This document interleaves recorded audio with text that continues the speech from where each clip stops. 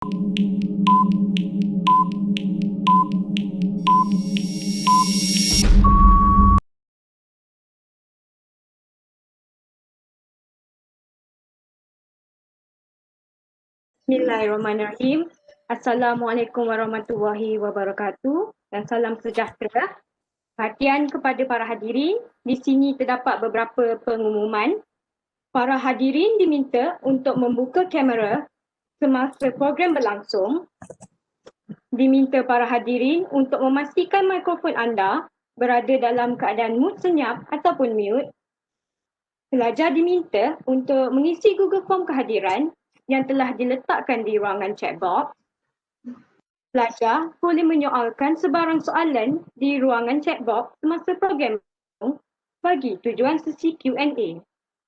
Kerjasama daripada anda amat dihargai. Terima kasih.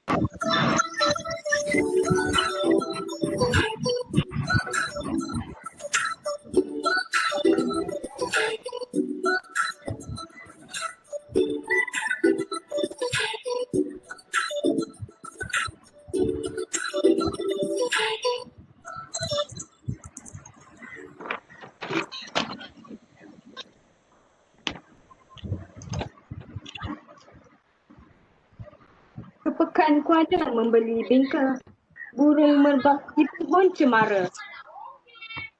Majlis bermula, tirai dibuka. Assalamualaikum, pembuka bicara. Bismillahirrahmanirrahim. Assalamualaikum warahmatullahi wabarakatuh dan salam sejahtera. Yang dihormati Encik Rafidah Cisco, Penasihat 1 Persatuan Pelajar Pengimejan Perubatan MISA. Puan Liana Syahira binti Muhammad Yamin, Penasihat 2 Persatuan Pelajar Pengimejan Perubatan. Encik Aiman Hafiz J, Penceramah What's Wrong with Being Confident. Yang berusaha Saudari Nurul Jannah binti Abdul Razak, pengarah program What's Wrong with Being Confident, Fakulti Sains Kesihatan. Jawatan Kuasa Pelaksana What's Wrong with Being Confident, pensyarah-pensyarah. Seterusnya, para pelajar yang dihormati sekalian. Selamat datang ke program What's Wrong with Being Confident 2020 Fakulti Sains Kesihatan. Terima kasih Encik Aiman kerana sudi menghadirkan diri kepada program ini. Encik Aiman boleh test mic tak?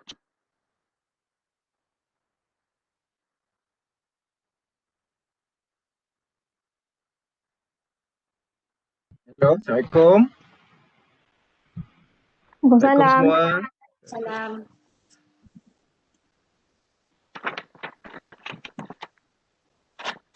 Kalau pergi ke Tanjung Keramat, anak manis jangan diangkat. Bersama kita memohon rahmat. Moga majlis mendapat berkat. Hadirin sekalian, bagi memberkati majlis ini, saya menjemput saudara Muhammad Adri Hazim bin Zulkifli bagi memimpin bacaan doa. Dengan segala hormatnya, dipersilakan. Al-Fatihah.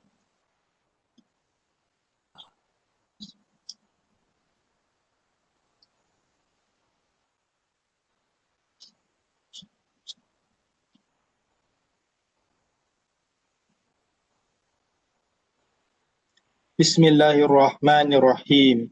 Alhamdulillahi Rabbil Alamin. Wassalatu wassalamu ala ashrafil mursalin wa ala alihi wa ashabihi ajma'in. Allahumma innaka khallaqul azim. Innaka sami'un alim. Innaka ghafurun muhir. Innaka rabbul arshil azim. Innaka al-barrul jawadul karim. Ya Allah, Engkaulah yang mempunyai segala kepujian. Engkaulah yang berhak menerima segala kepujian. Engkaulah yang berhak menerima segala kesyukuran. Engkaulah yang memiliki segala pemerintahan. Di tangan Engkau segala kebajikan. Kepada Engkaulah kembali segala urusan. Allahumma ya karimu ya rahim. Cucurilah rahmat dan limpahkanlah barakah daripadamu ke atas majlis yang berlangsung pada hari ini. Berkatilah ia dari awal hingga akhirnya. Ya fa'alu ma lima yurid. Kami juga memohon perlindungan daripadamu dari segala perkara yang boleh mencacatkan segala atur cara dalam majlis ini dan daripada segala perkara yang boleh melalaikan kami dari mentaati perintahmu. Dan kepadamu jugalah kami serahkan segala urusan kami. Rabbana alaika tawakkalna wa ilaika anabna wa ilaikal masir. Rabbana atina fid dunya hasanah wa fil akhirati hasanah wa qina adzaban nar. Wa sallallahu ala sayyidina Muhammad wa ala alihi wa ashabihi wa sallam. Walhamdulillahi rabbil alamin.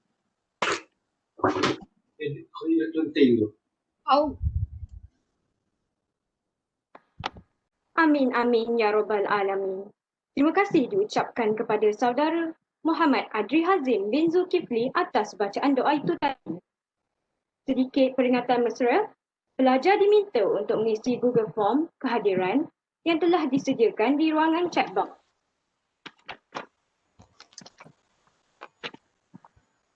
Hadirin yang dihormati, majlis akan diteruskan lagi dengan ucapan daripada Nurul Jannah binti Abdul Razak, pengarah program What's Wrong with Being Confident 2020.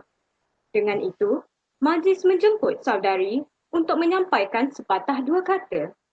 Dengan segala hormatnya, persilakan. A'udzubillahi minasyaitonirrajim. Bismillahirrahmanirrahim. Baik, terima kasih kepada saudari pengacara majlis.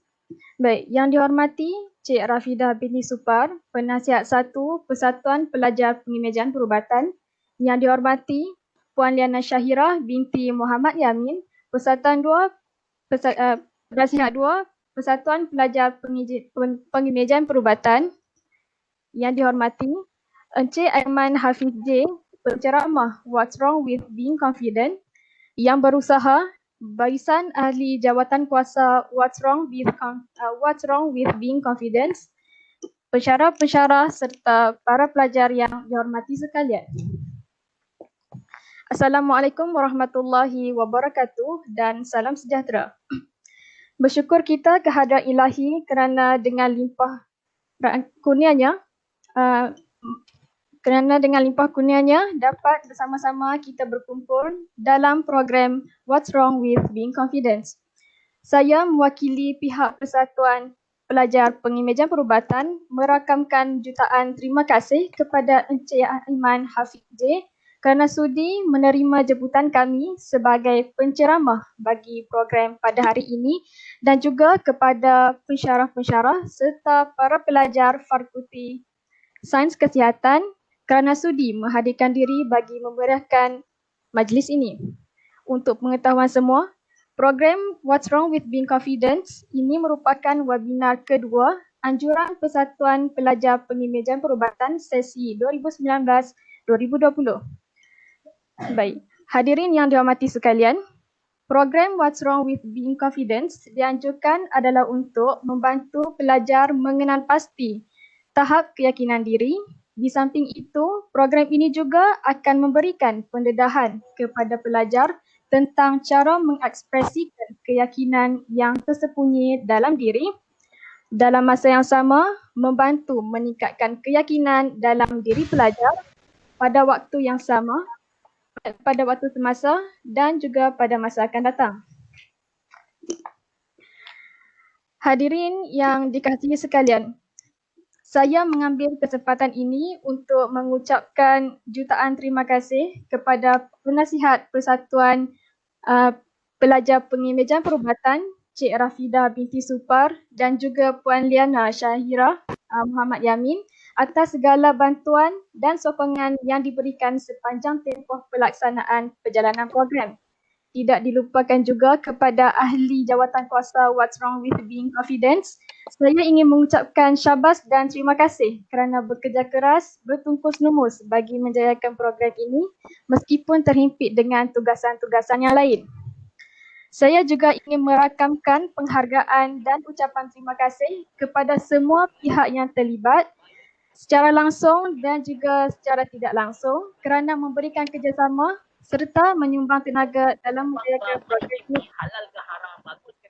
Akhir kata, saya sekali lagi ingin mengucapkan terima kasih kepada Encik Aiman Hafiz J yang sudi menerima jemputan kami pada hari ini.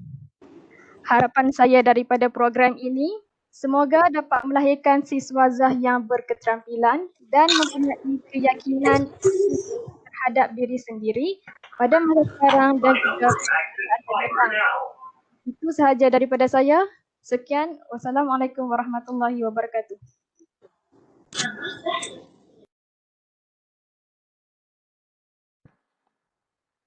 Terima kasih diucapkan kepada saudari Nurul Janah binti Abdul Razak atas ucapan itu tadi. Hadirin sekalian, majlis akan diteruskan lagi dengan ceramah daripada Encik Aiman Hafiz J. Sedikit latar belakang mengenai beliau. Beliau merupakan bekas pelajar dari UiTM Dungun dalam pengajian Culinary Arts dan UiTM Shah Alam dalam pengajian Culinary Arts Management. Beliau juga berjaya menamat pengajian. Beliau di peringkat master dalam pengajian Mass Communication. Beliau banyak melibatkan diri dalam pelbagai aktiviti sukarelawan seperti iChat Gathering Putrajaya 2017. Beliau juga pernah menerima anugerah pelajar terbaik dalam bidang Diploma Culinary Arts Program ketika di UiTM Dungun. Beliau kini memegang jawatan sebagai Assistant Talent Development Manager di New World Petaling Jaya Hotel. Tanpa melengahkan masa, dengan segala hormatnya, mempersilakan.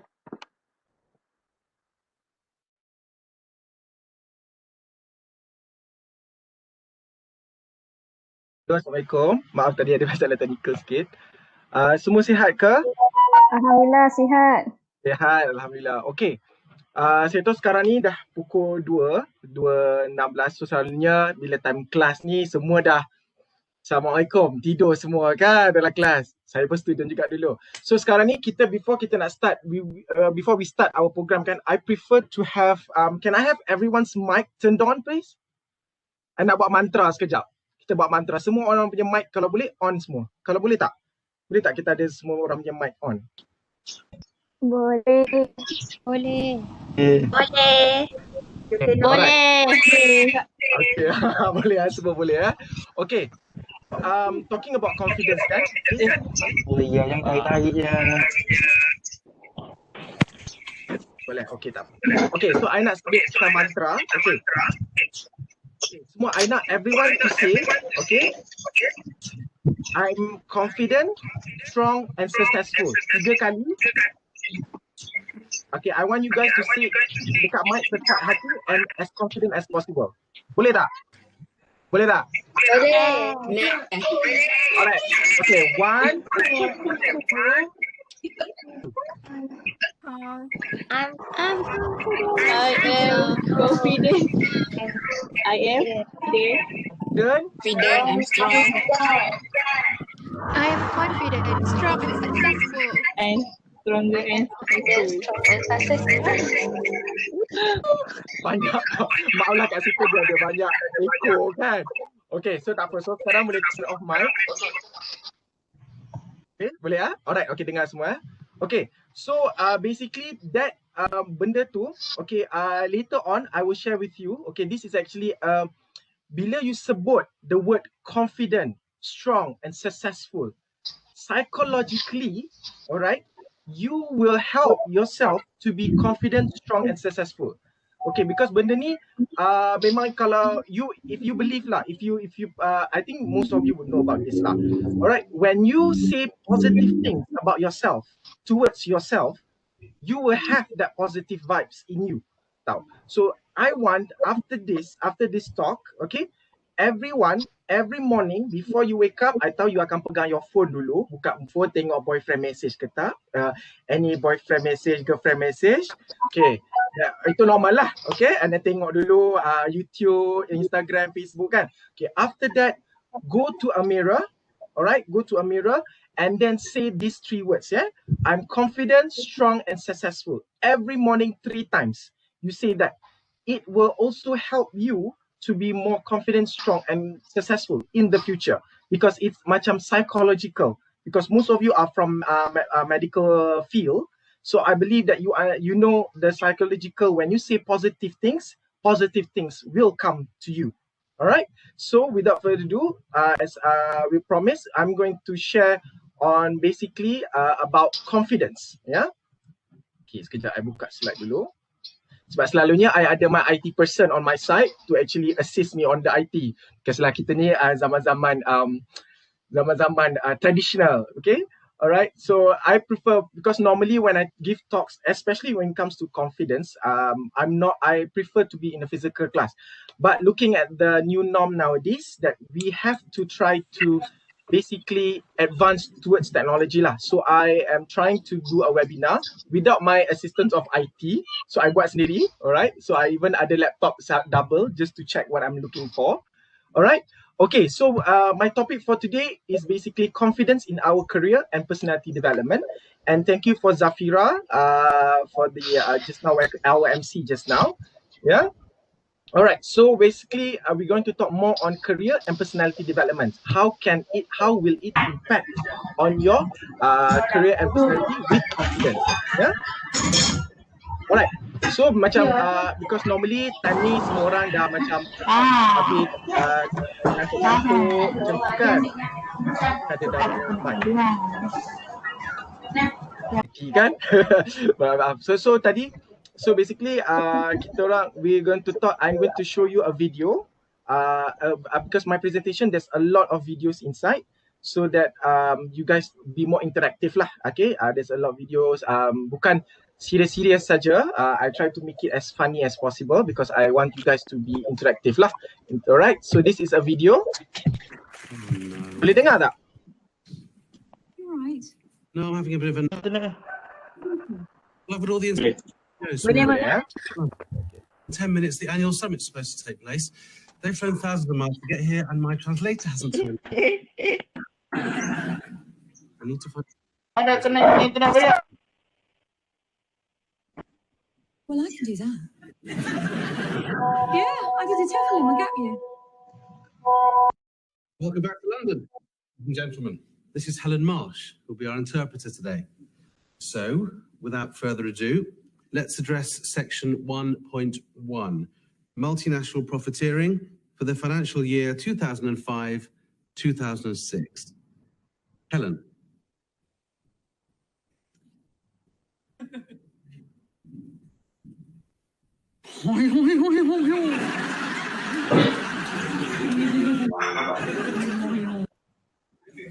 Internet dulu, telefon ada.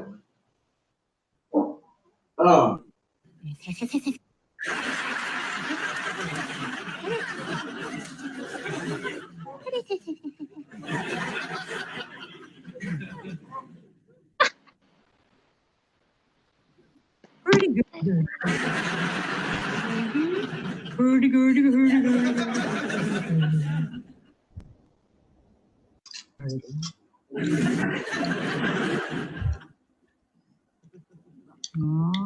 Bud.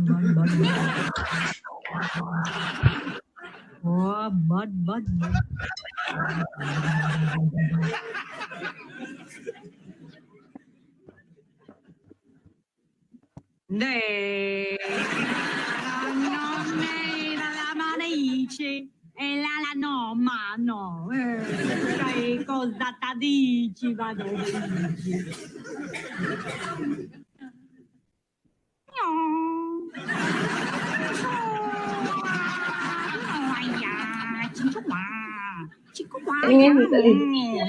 Nak kena tak boleh? Oh, tak boleh. Ada 11. Macam ni lah di situ. Belum, buat seminggu. Belum memang masak. My sandwich.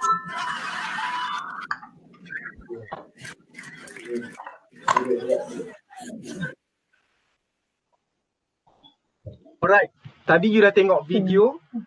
Basically this video is actually a sitcom in Britain. She's actually Catherine Tate. She's famous for imitating, and they're one of the actors there lah. So basically, when you see she is confident, when she says she's confident to speak 7 languages, whereas she's only imitating the sound, right? So just to tell you lah, basically to tell you outside, in Italy, I think most of you know, right? This in Italy is a curse language. It's a curse gesture. So please, when you go to Italy, because we know in Malaysia or in parts of Asia, this is we want to eat, but this is actually something bad. So please, when you go to Italy, don't go to a restaurant. Hey, I want to eat. It shows that you are, excuse my French, WTF. Yeah. All right. So that's a bit about this video. Okay. So it shows about how people who perceive themselves as confident of doing something. All right. Okay, so without further ado, so let's go to the content. So basically, we're going to talk about the content we're going to talk about today is on the level of confidence, basically the types of confidence, the level of confidence lah. All right, impact of confidence towards your career and your personality, and also tips on confidence. Okay, tips to be confident. However, I'm going to tell you upfront that being confident, there's no push button, or there's no medication. I believe most of you are from medical students. There is no such thing as pill for confidence. Am I right? Can you also put a comment, because I'm seeing the comments from here. Do you agree with me or not? There's no pill in confidence. Do you agree with me or not? Okay. So, and then next we're going to talk about personal branding, how you package yourself to be confident in front of people and how people will perceive you. Yeah. All right. So basically, I'm going to talk about confidence. Okay. To be honest with you, to be upfront with you, before this, in school, I was not a confident person. I was the second last class. I was the anti-social students who will be sitting at the second last row of the class, and I will not be talking to people. I don't communicate to people because I'm not confident. But what changed me? What changed me into where I am today is because the help of the environment, the help of the peers and my friends and family that built me up to be confident. Yeah. So because, like I said, confident, there is no magic button. There is no medication for you to be confident. It is from you within yourself. You yourself have to say, hey, this is enough. I want to be someone. I want to be confident. I want to do something with my life. So I'm going to share with you. I'm just going to guide you on how to be confident. But you yourself have to basically follow the track. Okay? You yourself have to bring up yourself and follow the track, not me. I can just give you a guideline. Okay? Maybe I can give you a theory, but the practical part, it has to be done by you. Not anyone else, but you. All right? So learning outcome. Okay, at the end of this presentation, students will be able to identify the level of confidence and different types of confidence. Yeah, and then students are able to understand what is confidence and the impact of high self-confidence on their career and personality. And students are able to optimize their confidence at the highest potential, which is your own doing, not mine. I'm just giving you a guideline or a path for you to understand or for you to walk on. But who walks on the path is you. Yeah. All right, a little bit about my background. Yeah, a bit about my background. Okay, as Zafira mentioned just now, my name, okay, I'm Hafiz J. I work in Petaling Jaya Hotel as talent development manager. Basically, my job is in training department. Okay, for interns, internship. Later on, some of your medical students will go for housemanship. But not in my hotel lah. Hotel we don't take medical students, kan? So, but for other programs, other fields we do take, and so I'm in charge of that lah. So that is basically a brief explanation on what talent and development manager is. Yeah. All right. My education background, Zafira mentioned, I am diploma and degree in culinary arts and masters in mass communication. Why the big difference? Why a change of field? Okay. To be honest with you, when I wanted to do mass comm in my masters, everyone was against it. Everyone was against it, saying that, hey, Aiman, you don't have any background in mass comm. How can you do it? But because I feel that I have confidence, I know what I'm going to do. Alhamdulillah, I managed to grad on time lah, with my thesis of basically on the celebrity chef and competency. So basically what my thesis is relates to culinary arts and as well as mass comm. Yeah. All right. And then working experiences. Okay, so working experiences. Before I worked in New World, I actually worked in Tiffany Catering. Okay, as you can see, there's a lot of portfolio that I'm holding at that time, because it was I would say it was a small company. So basically, being a HR person, you have to understand that being a HR is not about at the end of the month getting everyone's salary. That is not your original task. Your task is to be everything in the company, to know everything in the company. So that's why you need to have confidence to hold a HR position, so that you know everything. Because if someone else resign and there's no replacement for the time being, you have to be the person in charge of that department. So as you can see, I am holding 4 portfolio at the, in that position, in that company, because being a HR, you need to know everything about the company. All right. So, and then I also ventured in basically traveling consultant or travel agent. Yeah, because I like to venture a lot of things, because in this new norm, right, this new generation, because basically your generation and my generation are not that far apart. I'm mungkin tua lah, mungkin tua sedikit, tapi I'm not that old lah. I'm still dengar K-pop, BTS, tak dengar BTS, sorry tak dengar. I tengok drama sajalah, drama Korea. I know most of you, I think 80% of you would watch Korean dramas lah, kan? So I'm in your generation lah, yeah, I'm in your generation. So in our generation nowadays, we as employer, we don't hire people with one set of skills. We want people with all-rounder, so that instead of me hiring 2 people, I can hire one people for the same job, for the same skill. Yeah. So that's why in the future, when you graduate or you are in the hospital, try to venture yourself. Do something that you are afraid of, to gain more confidence. Yeah. All right. So a little bit more my achievement. Yes, I have a lot of basically invited speakers for a lot of universities. My niche of presentation, or my niche of talks, are more on personal branding, resume making, interview etiquettes. So and also a bit about hospitality and customer service. So confidence is something that is new for me, but it's something that I have actually stumbled upon, which is my personal experience as well, and the experience of other people around me as well. Yeah, so this is a bit about my achievements. Okay, so we're going to go for introduction. So introduction, what is confidence? Confidence, basically, it comes from the Latin word fidere, which means to trust. Having self-confidence is having to trust oneself. That means confidence means trust. You have to trust yourself. Yeah, according to Cambridge, on the other hand, is the quality of being certain of your abilities, of having trust in people, plans, and future. So you need to have the trust in people, plans, and future. That means you have to trust, basically trust. Yeah.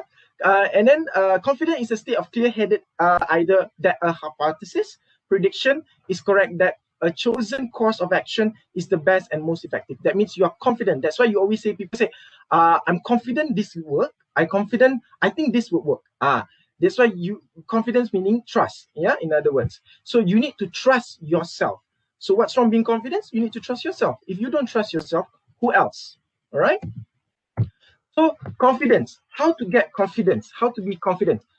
The first thing I will say, repetition, repetition, repetition. You can't be confident with just one try. Okay, I think, I don't know if you know Prof. Jeffrey. He is one of the doctors in USM, in Kelantan. He's one of the best neurosurgeon in the world, not Malaysia, in the world, one of the best neurosurgeon in the world. Yeah. So how does he become the best among one of the best in the world? You can ask him. He will say it's not in one overnight. It's basically repetition, repetition, repetition. And being a medical student, one day you have this case, same case, but different, different approach, correct? So you need to repeat, repetition, persistence and perseverance. Okay, that's how you build your confidence. And confidence is not about knowing everything. Okay, it's okay to know everything. It's macam orang cakap, you ni tahu semua. Kan, orang selalu cakap smarty pants, ya. Dia tahu semua. It's okay to not know everything, but it is not okay to be ignorant. So confidence it's not about knowing everything, but knowing adequate and sufficient amount of knowledge in your related field. So kalau let's say you're in image medical, kalau you tak tahu pasal image medical, details about your related field, then macam mana you nak be confident? So when you become confident, when you have adequate knowledge or research that you have done, that you have actually stumbled, your readings and whatnot, only then you become confident. You cannot be confident just like that. Yeah. For example lah, kalau normally if I have physical class, if I give you a topic that I give a topic that you don't know. For example, image tourism. Let's say I give Jannah, or I give Zafira lah. Zafira present to me about image tourism. You can't present. You mesti sebab you are not confident because you don't know what is it all about. But if I ask you to present about image medical, what is image medical? I believe most of you who is in that field would know how to present. Correct me if I'm wrong. Yeah, confidence comes with responsibility to be a leader, not a boss. Okay, there's a fine line, yeah, between the next line too. Ada the fine line between being confident and egoistic. So confidence comes with the responsibility to be a leader, not a boss. Okay, the traditional method of leading last time is you do this, you do this, you do this. In our generation, the new generation, we do not want a boss. We want a leader. For me, myself, I prefer a leader rather than a boss. Okay, because a leader is about, let's do this together. Let's work this out together. Let's find this out together. It's always been together, not you. Okay, if everything, if it doesn't work that way, let's work out together. That is a leader. That is a leadership. That's why in the future, if you become a leader, to build your confidence, you need to build confidence in other people as well. You need to be a leader, not a boss. Be a modern leading management, yeah? And then there's a fine line between being confident and egoistic.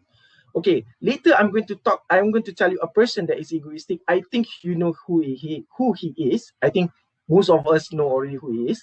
So there's being confident, that's a different thing. And being egoistic, there's a different thing.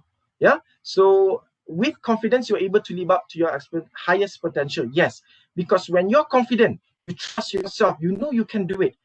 You will be able to do things that you are afraid of. Because confidence, it's about trying new things and overcoming new challenges. Yeah.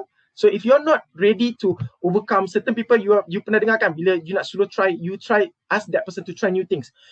I'm not confident lah, I'm not confident to do this. Tak berani lah, I tak pernah buat benda ni, I tak berani. So those are the things that will actually demotivate you to actually lower down your confidence. Yeah. So that one we will try to eradicate that behavior of fearing of the unknown. Yeah.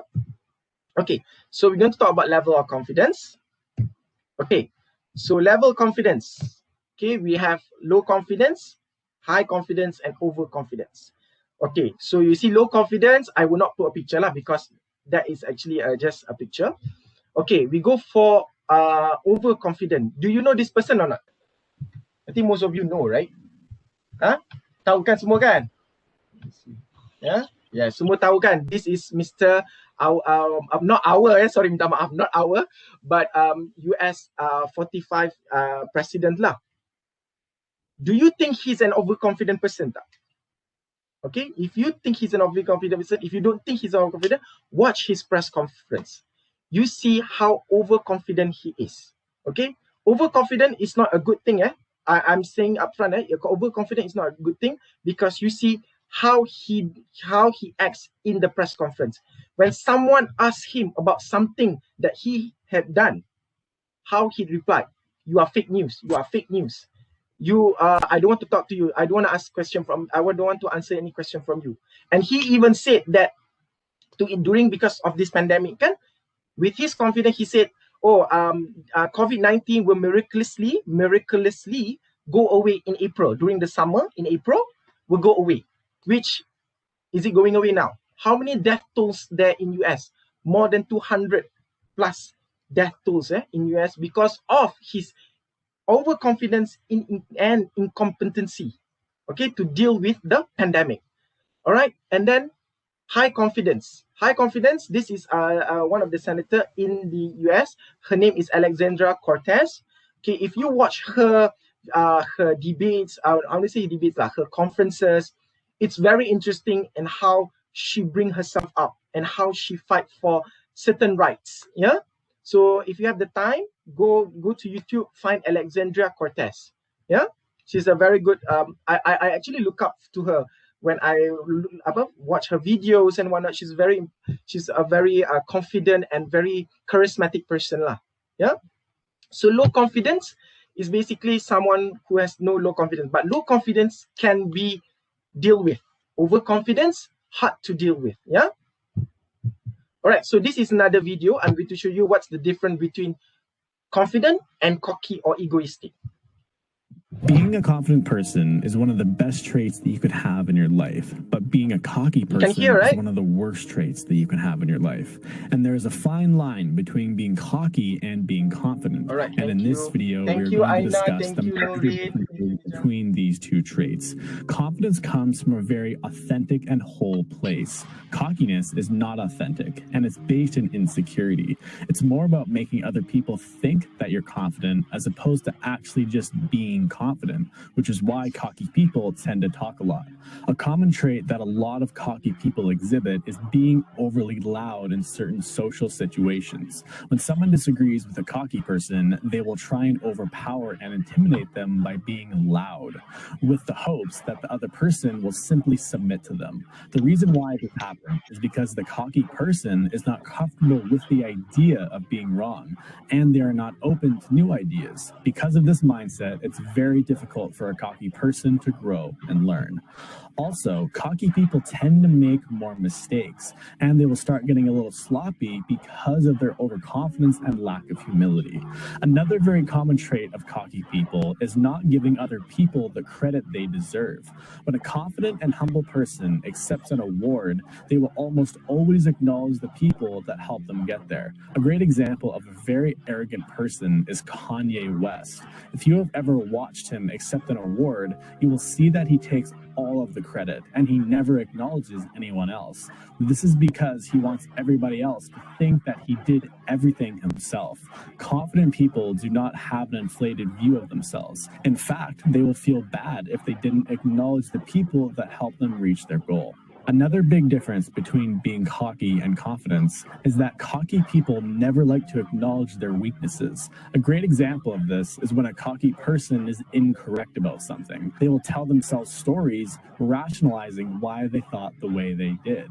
And they will often find someone else to blame instead of just admitting when they are wrong. Confident people do not need to do this because they know it's okay if they are wrong. And they know that being wrong will not reduce their self-worth or their value to the other people around them. When you are confident, you can evaluate your own skills and self-worth honestly. You can say to yourself, I need to improve in this area, and you will put the work in order to improve. Of course, you have opinions on certain topics, but you are always open to the opinions of others. Getting another person's opinion will either strengthen your own belief or make you change your own opinions into one that is more correct. It's a win-win situation, and cocky people do not think like this. Confidence is not something that you just get overnight. It's something that you have to cultivate over time by pushing yourself to go outside of your comfort zone. If the idea of approaching someone during the day is terrifying, then you should do it. If the idea of asking someone on the street what time it is, then you should do it. You cannot think your way to confidence, you have to feel your way there. In the words of the great American philosopher Ralph Waldo Emerson, may you always do the thing you are afraid to do. Subscribe for weekly videos. All right. So basically, you have seen the video, right? So Donald Trump, when people tell that he makes mistake, he blame others. And when he's confident, he's always when he's doing his press conference, oh, I did the best. Everyone agreed to me. Everyone basically complimented me when I closed the border. So he would think, when overconfident people would think that they are the best. So this is why if you have this problem, it's best for you to slowly lower down your, slowly come back to reality. Yeah. So I'm going to talk about what about high self-confidence. Okay, so high self-confidence is the ability to be yourself. That means you have the ability to be yourself and can help achieve your goals and values in life. Yeah, ability to withstand disagreement and rejection. Yes. Okay, this one basically I'm not so sure other companies or other people feel, because what in Tiffany what I practice is that in our company we have KPI ataupun performance evaluation. So for you as a student, your performance evaluation is your exam lah. Your exam, your coursework, your assignments, those are your performance evaluation. For us in the working world, is our basically our performance when we are working at we are working lah. So normally what I do, what I practice, what I actually design a system where I prefer to have my subordinates as well to evaluate me, because you have to understand, you can imagine, you know what you know, basically you know who you are, but sometimes there are certain things that you don't notice about yourself that might be negative or might be positive. So that's why I always have a performance evaluation for myself that is done by my subordinates. So I will ask him to normally say that, this ni, what do you think about me during this 6 months or 3 months ni? Okay, how do you think that in your opinion, what do you think about me in terms of working? So that person will tell me and so on. So I don't have any problem when there's a negative things that about me, then I'll try to improve. I ask that person, okay, so you have mentioned this to me. Okay, what do you think that I should improve then? Okay, so a thing about me is that I'm a bit kanchiong. Kalau Chinese panggil kanchiong, kalau Melayu kita panggil menggelabah. Yeah, whenever I'm doing something, I'm a bit stressful, I get menggelabah. So a bit kanchiong. So there's a lot of things they mention memang kanchiong lah. So when kanchiong, so I try to, whenever I'm kanchiong, I will come down, I will breathe, drink water, then breathe. Yeah, so that's how I overcome. So it's okay, being high self-confidence, having a high self-confidence doesn't mean you are a perfect person. You will always have weaknesses, but how you deal with your weaknesses makes you a high self-confidence. It's not about, oh, you are the weakness, or you're not confident, you are not worthy. So this is the things that, you know, being a high self-confidence, it's okay to humble down. That's why if you are in the future, you are a head department, try to have your subordinate evaluate you as well, but please do not reprimand them if they say something. Yeah, so please be more open and acceptance towards any constructive criticism. Yeah, okay, any criticism is always a criticism that can also build you or destroy you, but it's how you take it will either destroy you or build you. Yeah, all right, okay, the ability to take up new challenges or role without doubting yourself. So let's say, for example, just now I worked in Tiffany kan, I did halal. I've never done halal in my life. During my tenure of human resource, I've never done halal. That was my first time doing halal. But Alhamdulillah, with the support of the team, the support of the management, we managed to got the halal certificate for the company at that time lah. Yeah, so because of I'm willing to take the challenge, I feel like, okay, why not I try new things. I take the challenge. I'm confident I will, but it's not just, okay, you're confident, terus buat. No. I also did ask around. I asked my friends who have done it. I called my friend, I called my senior, I called my lecturers. I say, how to do this? What is halal about? Even though I have not gone through the specific halal exact certificate, but they informed me of it. Then Alhamdulillah, with the team and everything, we set up a system and everything, we got the halal certification. Yeah. So that's why when you have high self-confidence, it's hard for you to self-doubt, because you say, okay, why not we try? Because you are a very confident person that you are willing to try new things. You are willing to take new challenges. Yeah. And the ability to have no fear of the unknown. That's what sometimes we have lack of confidence because of the fear of the unknown. If I feel, what will people think about me? Yes, that is where you start to doubt yourself. So that's why we try to eradicate fear of the unknown. Do not fear. Try first, because if you don't try, you will not know. Yeah. For example, kalau if I tell you now, most of you yang mana tengok Korea, semua makan ramen, semua makan kimchi. Correct or not? Semua makan bibimbap, semua makan bibimbap. Betul tak? Just comment kalau betul. Kan? Semua makan. But, let me see. Betul. Okay, betul. Yes, kimchi.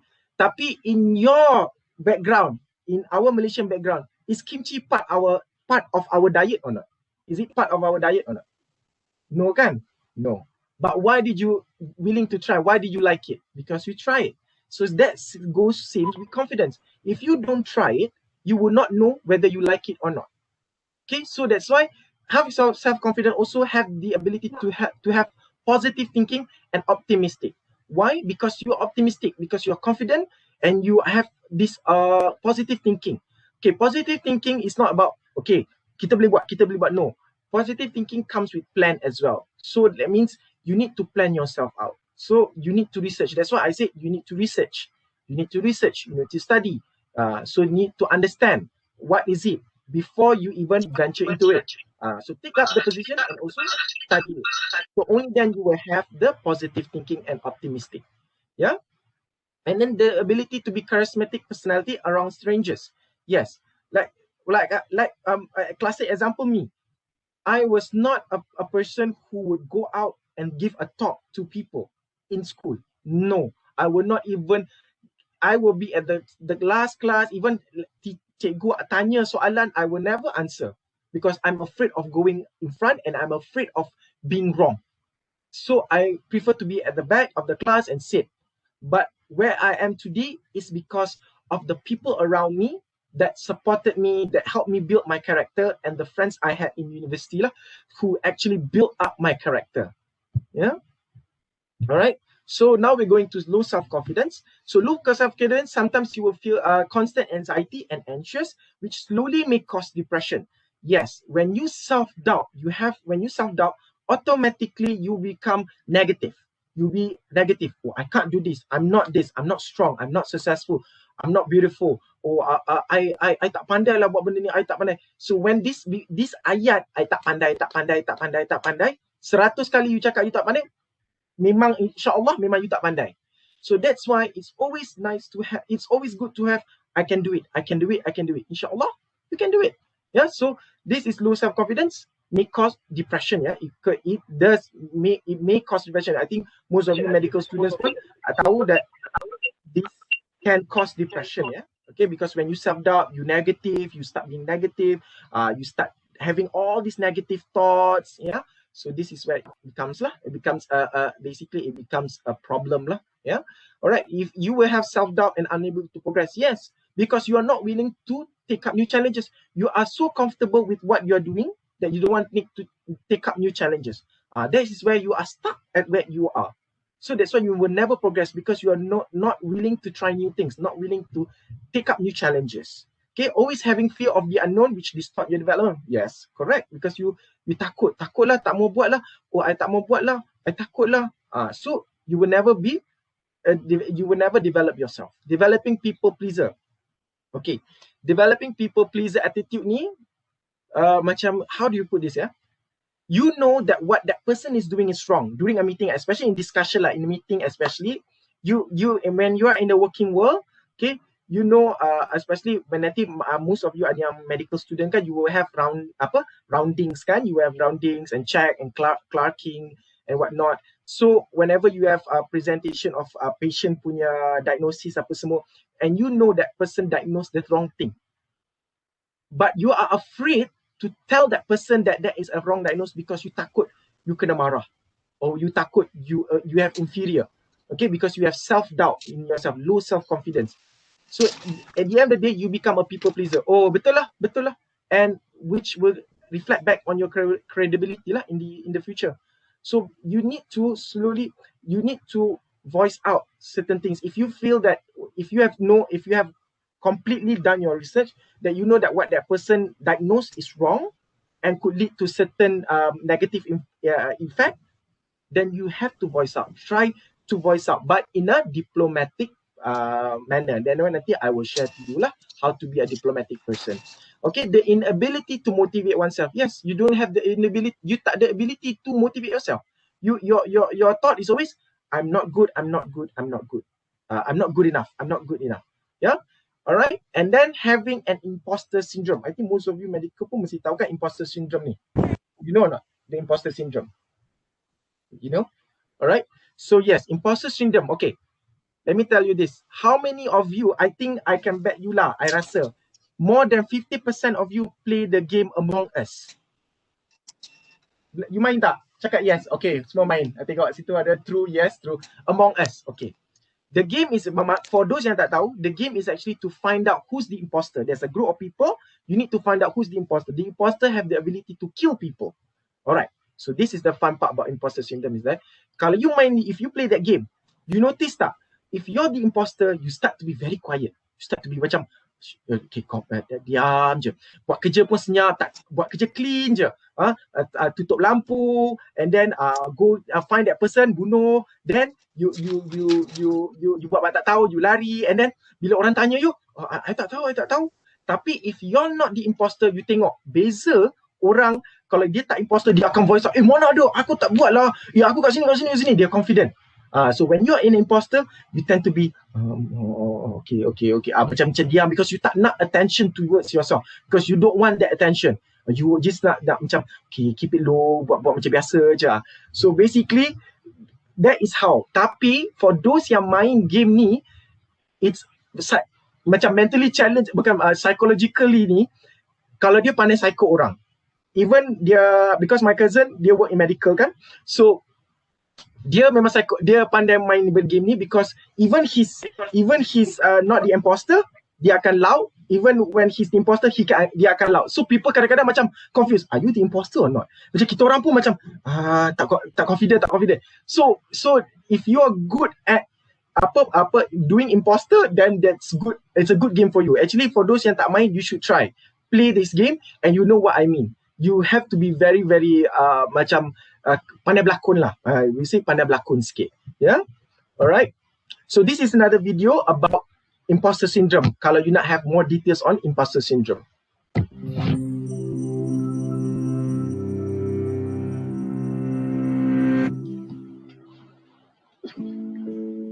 Even after writing 11 books and winning several prestigious awards, Maya Angelou couldn't escape the nagging doubt that she hadn't really earned her accomplishments.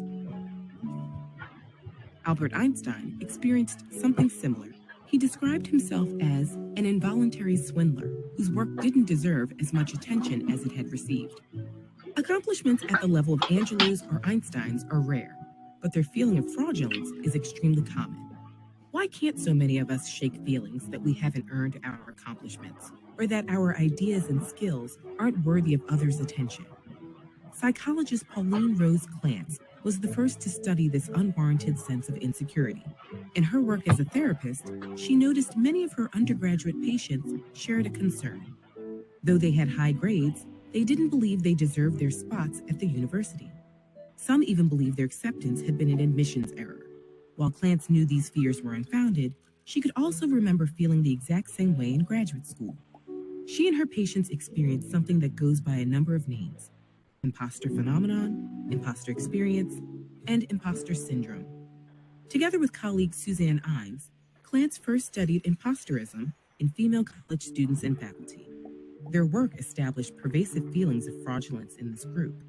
Since that first study, the same thing has been established across gender, race, age, and a huge range of occupations, though it may be more prevalent and disproportionately affect the experiences of underrepresented or disadvantaged groups. To call it a syndrome is to downplay how universal it is. It's not a disease or an abnormality, and it isn't necessarily tied to depression, anxiety, or self-esteem. Where do these feelings of fraudulence come from? People who are highly skilled or accomplished tend to think others are just as skilled. This can spiral into feelings that they don't deserve accolades and opportunities over other people. And as Angelou and Einstein experienced, there's often no threshold of accomplishment that puts these feelings to rest. Feelings of imposterism aren't restricted to highly skilled individuals either. Everyone is susceptible to a phenomenon known as pluralistic ignorance, where we each doubt ourselves privately, but believe we're alone in thinking that way, because no one else voices their doubts. Since it's tough to really know how hard our peers work, how difficult they find certain tasks, or how much they doubt themselves, there's no easy way to dismiss feelings that we're less capable than the people around us. Intense feelings of imposterism can prevent people from sharing their great ideas or applying for jobs and programs where they'd excel. At least so far, the most surefire way to combat imposter syndrome is to talk about it. Many people suffering from imposter syndrome are afraid that if they ask about their performance, their fears will be confirmed. And even when they receive positive feedback, it often fails to ease feelings of fraudulence. But on the other hand, hearing that an advisor or mentor has experienced feelings of imposterism can help relieve those feelings. The same goes for peers. Even simply finding out there's a term for these feelings can be an incredible relief. Once you're aware of the phenomenon, you can combat your own imposter syndrome by collecting and revisiting positive feedback. One scientist who kept blaming herself for problems in her lab started to document the causes every time something went wrong. Eventually, she realized most of the problems came from equipment failure and came to recognize her own competence. We may never be able to banish these feelings entirely, but we can have open conversations about academic or professional challenges. With increasing awareness of how common these experiences are, perhaps we can feel freer to be frank about our feelings and build confidence in some simple truths. You have talent, you are capable, and you belong. Everyone can use a little extra kick of confidence sometimes. Find out some tips and tricks for boosting yours with this video. Alright, so basically I baca dekat sini the comments tu semua nak jadi, semua suka main imposter, semua jadi suka imposter. So you know the game. So basically benda tu, imposter syndrome is similar to that. You try to self-doubt yourself, yeah. So that is why you kena find out what's, macam this video mentioned that you need to sometimes document yourself. See what you go wrong. That's why the best person to document yourself is the people around you. Ask them, what can I improve further? What can I do to excel? So this is where you akan dapat evaluation on yourself lah. Yeah. Alright. So overconfident, we're going to go for overconfident. This effect will cause people around you to see you as egoistic. Yes. That's why people around, people yang basically people who is overconfident. If you have friends that was overconfident, you would susah sikit nak hang out dengan that person because he is always right. He is always the one that is making the decision. He is the one, he's always the right one.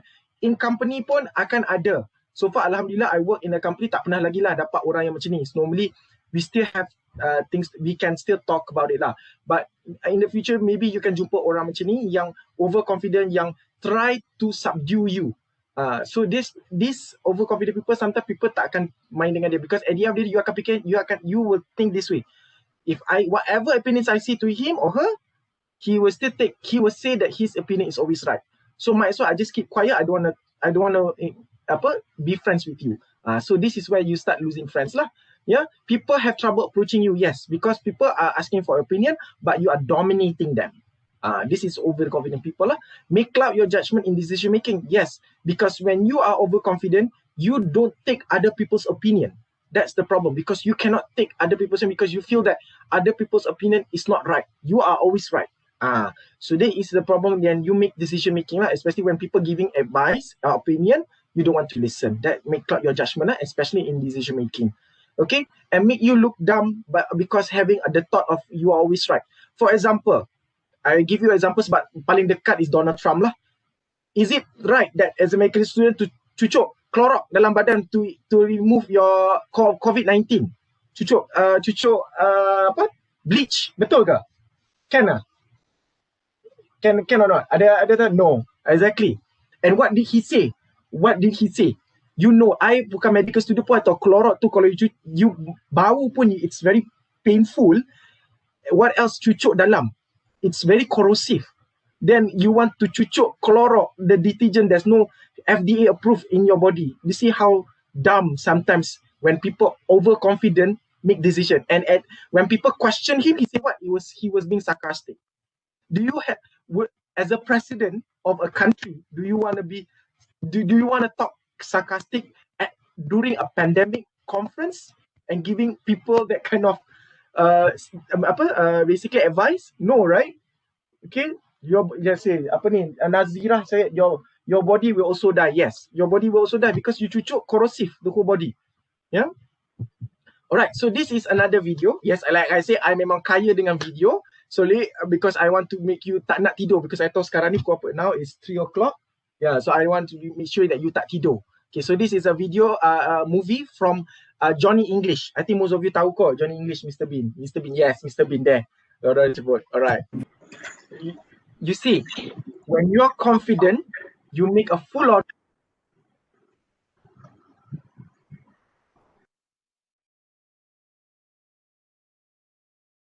Encik Aiman mute. Tapi macam Mr. Bean tadi ada I baca seorang tu dia cakap nasib baik dia boleh cover, dia pandai cover. Tapi orang overconfident ni selalu dia have that tendency lah boleh cover, tapi sometimes you boleh tahu dia bodoh lah dari situ. Maaf, excuse my French. Bodoh kat situ ya. Alright, so this is the video. Yeah, hold on. Okay, so now we're going to go for impact of high confidence ya. Impact of high confidence. So what does high confidence impact in terms of your personality and also your career? Okay, so personality having a positive aura and charisma among peers and public. Yes, you have that positive aura. When you are confident, not overconfident, high confident, you have the aura and charisma. You're able to talk to people, you're able to listen to opinion, you are a person who basically basically can have that what do you call that determination, and you have that calmness, yeah.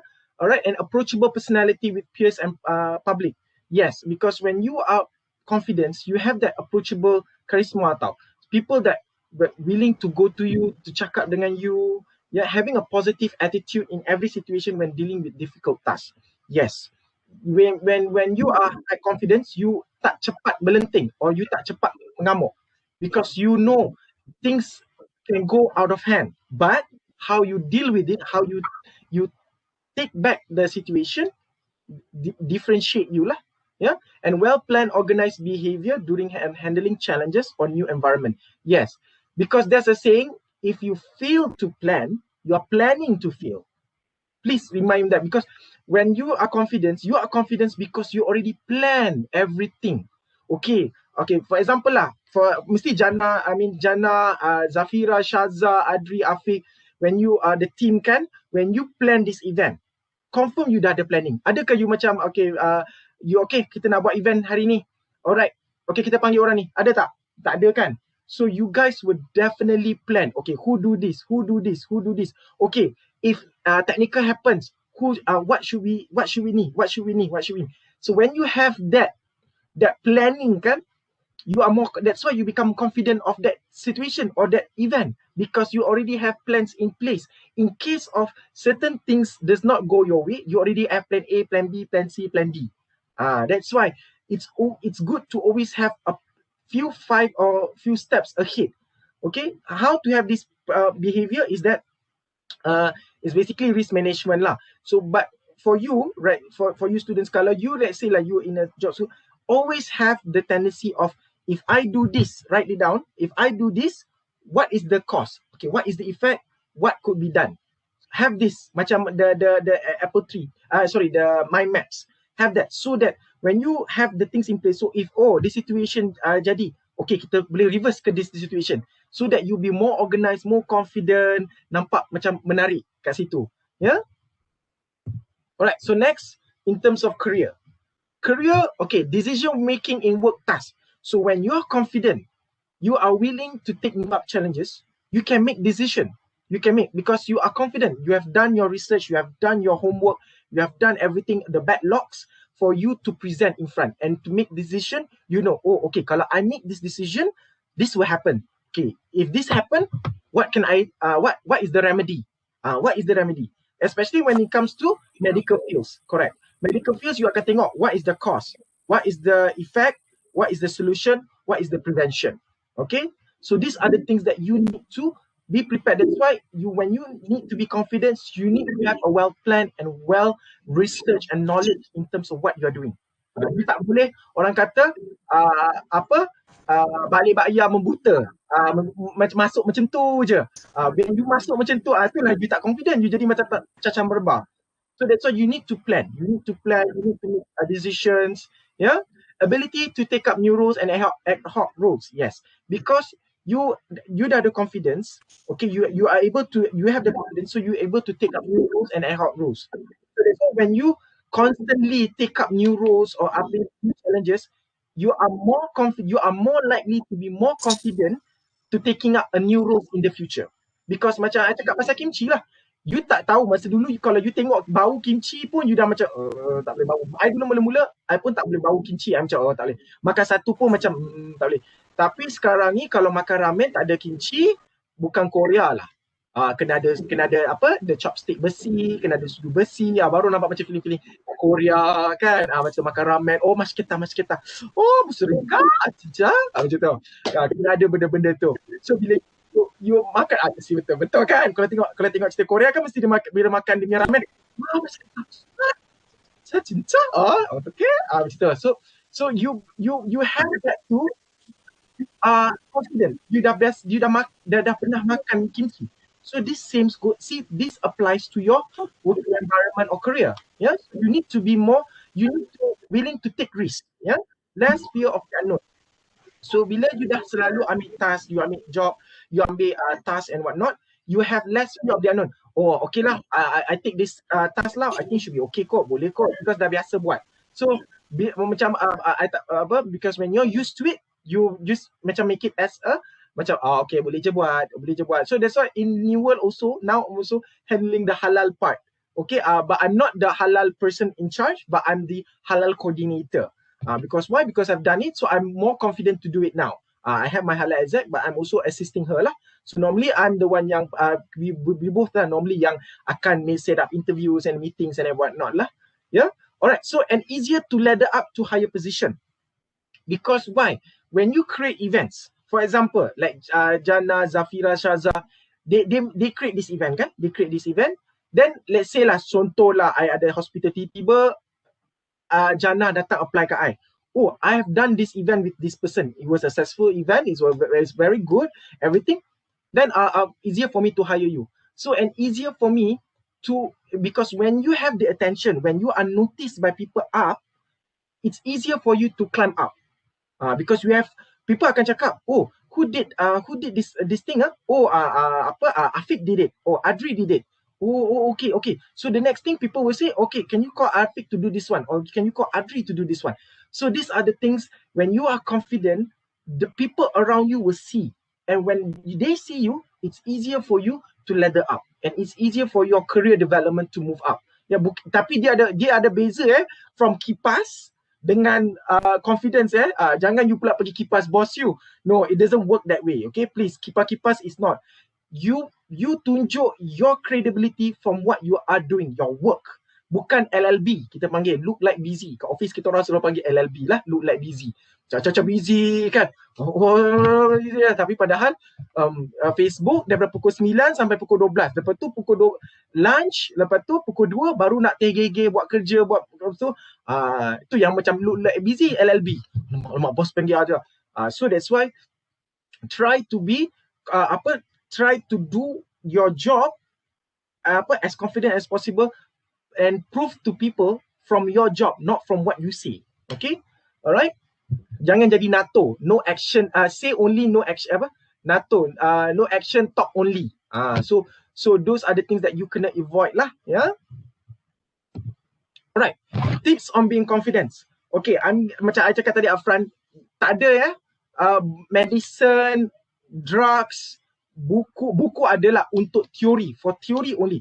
But there is no confidence magic button ataupun magic button yang okay, hari ni I bagi buku ni kat you habis baca, you akan jadi confident. You akan jadi Alexandra Cortez. Oh, duduk dekat parlimen, debate, bincangkan ni kan. Tak ada I cakap you awal-awal bukan Kalau you nak cari macam tu, you try lah. Mungkin boleh buat research untuk drugs ataupun medication untuk bagi confident. Untuk bagi lebih confidence untuk tu mungkin ada, mungkin lah. I tak tahu lah sampai bila kan. Tapi kalau sekarang ni terus terang cakap, rata-rata I cakap, general I cakap, there's no such thing as that. If that person said they can make you confident within one day, please tolong introduce I pun nak belajar. I pun nak belajar benda tu. Yeah. So these are the tips of being confident. Okay. Tips in terms of your verbal and non-verbal communication. We're going to talk about all this. Educate knowledge in related fields. Proper grooming standard. Okay. So also grooming is also important. Yeah. Grooming tu memang also bring a confidence in you lah. So external influence that affects your self-confidence. There also are external things that might affect your confidence lah. Yeah. Alright, first we're going to talk about verbal communication. When it talks about verbal communication, two-way communication. And I know these two characters, siapa yang main game tu dia tahulah. Okay, siapa yang main game tu dia tahu. Okay, so two-way communication is basically when you talk to people, don't just talk one-way communication. That's why macam whenever I do my presentation or talk, I always have, I prefer actually to have physical class lah, because that I can interact with you guys, I can ask question, I can bring you up here, I want you to test you, I want to play games with you. So that's way two-way communication, so that you build up someone else's confidence as well as making you confident, so that you know that people are listening to you. So and then whenever you do discussion, it's always good to have two-way communication. Okay, if you think that what that person is saying is not right, okay, okay, this is something that is not proper. Okay, maybe we discuss. That's why being confident is not, you're not perfect. In human, tak ada manusia lagi dalam dunia ni yang perfect. Okay, tapi you kena be more open to any criticism lah. So it's okay to be not perfect, but you have to improve lah. Yeah, to be communication. Next one, courtesy. Yes, when you talk, especially for us yang subordinates kan, yang nak cakap dengan kita punya superior, especially nak cakap okay, apa yang dia cakap tu mungkin salah kan, janganlah cakap bos saya cakap tadi salah lah, kalau I as a boss or I as a leader pun, I dengar pun I terus dah macam ni dah, macam ni, because you dah build the wall, you dah macam you attack that person tau. When you attack, when you talk to people, you tak ada courtesy or diplomatic. I call it as diplomatic lah. Diplomatic. Orang tu akan start, when you see this person akan start doing this and start looking at you and macam, that means he's already or she already building a wall. And whatever you say is going here and coming out here. Dia dah tak akan dengar. Dia akan jadi aggressive stand. Dia dah macam, yalah, you je betul. So this is where you need to be diplomatic. So how to do it? Contoh lah. Okay, boss, tadi you cakap tu okay, but I think kan, can we do it this way? Sebab dia lebih macam, might be working tau. You rasa macam ni okay tak, boss? So when you talk like that to your boss, or anyone for that matter, when you trying to, how do you say, macam you nak bagi, because when people give opinion, and you nak orang kata tone down dia punya opinion, nak tolak dia punya opinion, it's always good to have diplomatic macam tu. Sugarcoat dulu. Oh, your opinion is good lah, but I think, is it okay we do it this way? Do you think okay tak kalau kita try this way? Macam tu. So in speaking of opinion also, you cannot, okay, you have to understand this, that there's no opinion that is stupid. No opinion from people that is stupid. Yeah. So however silly or however dumb the opinion is, always take into consideration how, okay, macam orang, whenever you have discussion kan, especially when you create this event kan, you will have a discussion. So don't as a leader or as a pengarah pun, don't have this issue that okay, your idea tak betul, kita tak boleh buat macam ni. No, always say macam ni. Okay, your idea is okay, alright, boleh, I will take into consideration. Tapi kalau you rasa kita buat macam ni, you rasa okay tak? Give them back that opinion to them. So let them assume that that is their opinion that you are using. So in a way, psychologically, you boost dia punya confidence. As a superior, as a leader, you need to help people to also boost their confidence. So when you say something like that, people akan rasa more calm. You pun kalau orang cakap macam tu dekat you akan rasa happy tak? You akan rasa macam, oh okay, that whatever that person is saying to me, he's taking my opinion. So you tak akan distort dia punya opinion. Dia macam nak bagi opinion, dia tak akan distort dia punya opinion. Right? So this is where you need to practice. Okay, courtesy ni, it's more of, you kena tengok banyak macam mana customer service cakap lah. how they plan out macam tu. I think you guys ada code that program, ada that studies code, how to talk to your patient or how to communicate with your patient kan. Sometimes you do have that kan. Alright. The next one, the most important is language. Language bukan I cakap you kena tahu bahasa Korea, you kena tahu 100 language, bukan bukan not that, but if you have that, it's good. It's good. Especially if you're in the hospital, kalau you're in a private hospital ataupun you're in a government hospital, you have languages, especially Korean,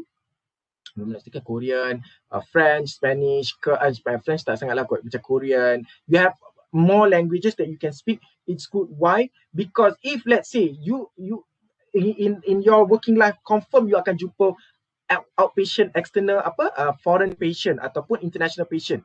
So you can actually converse to them. That is one thing lah. But what language that I'm focusing or emphasizing on is English.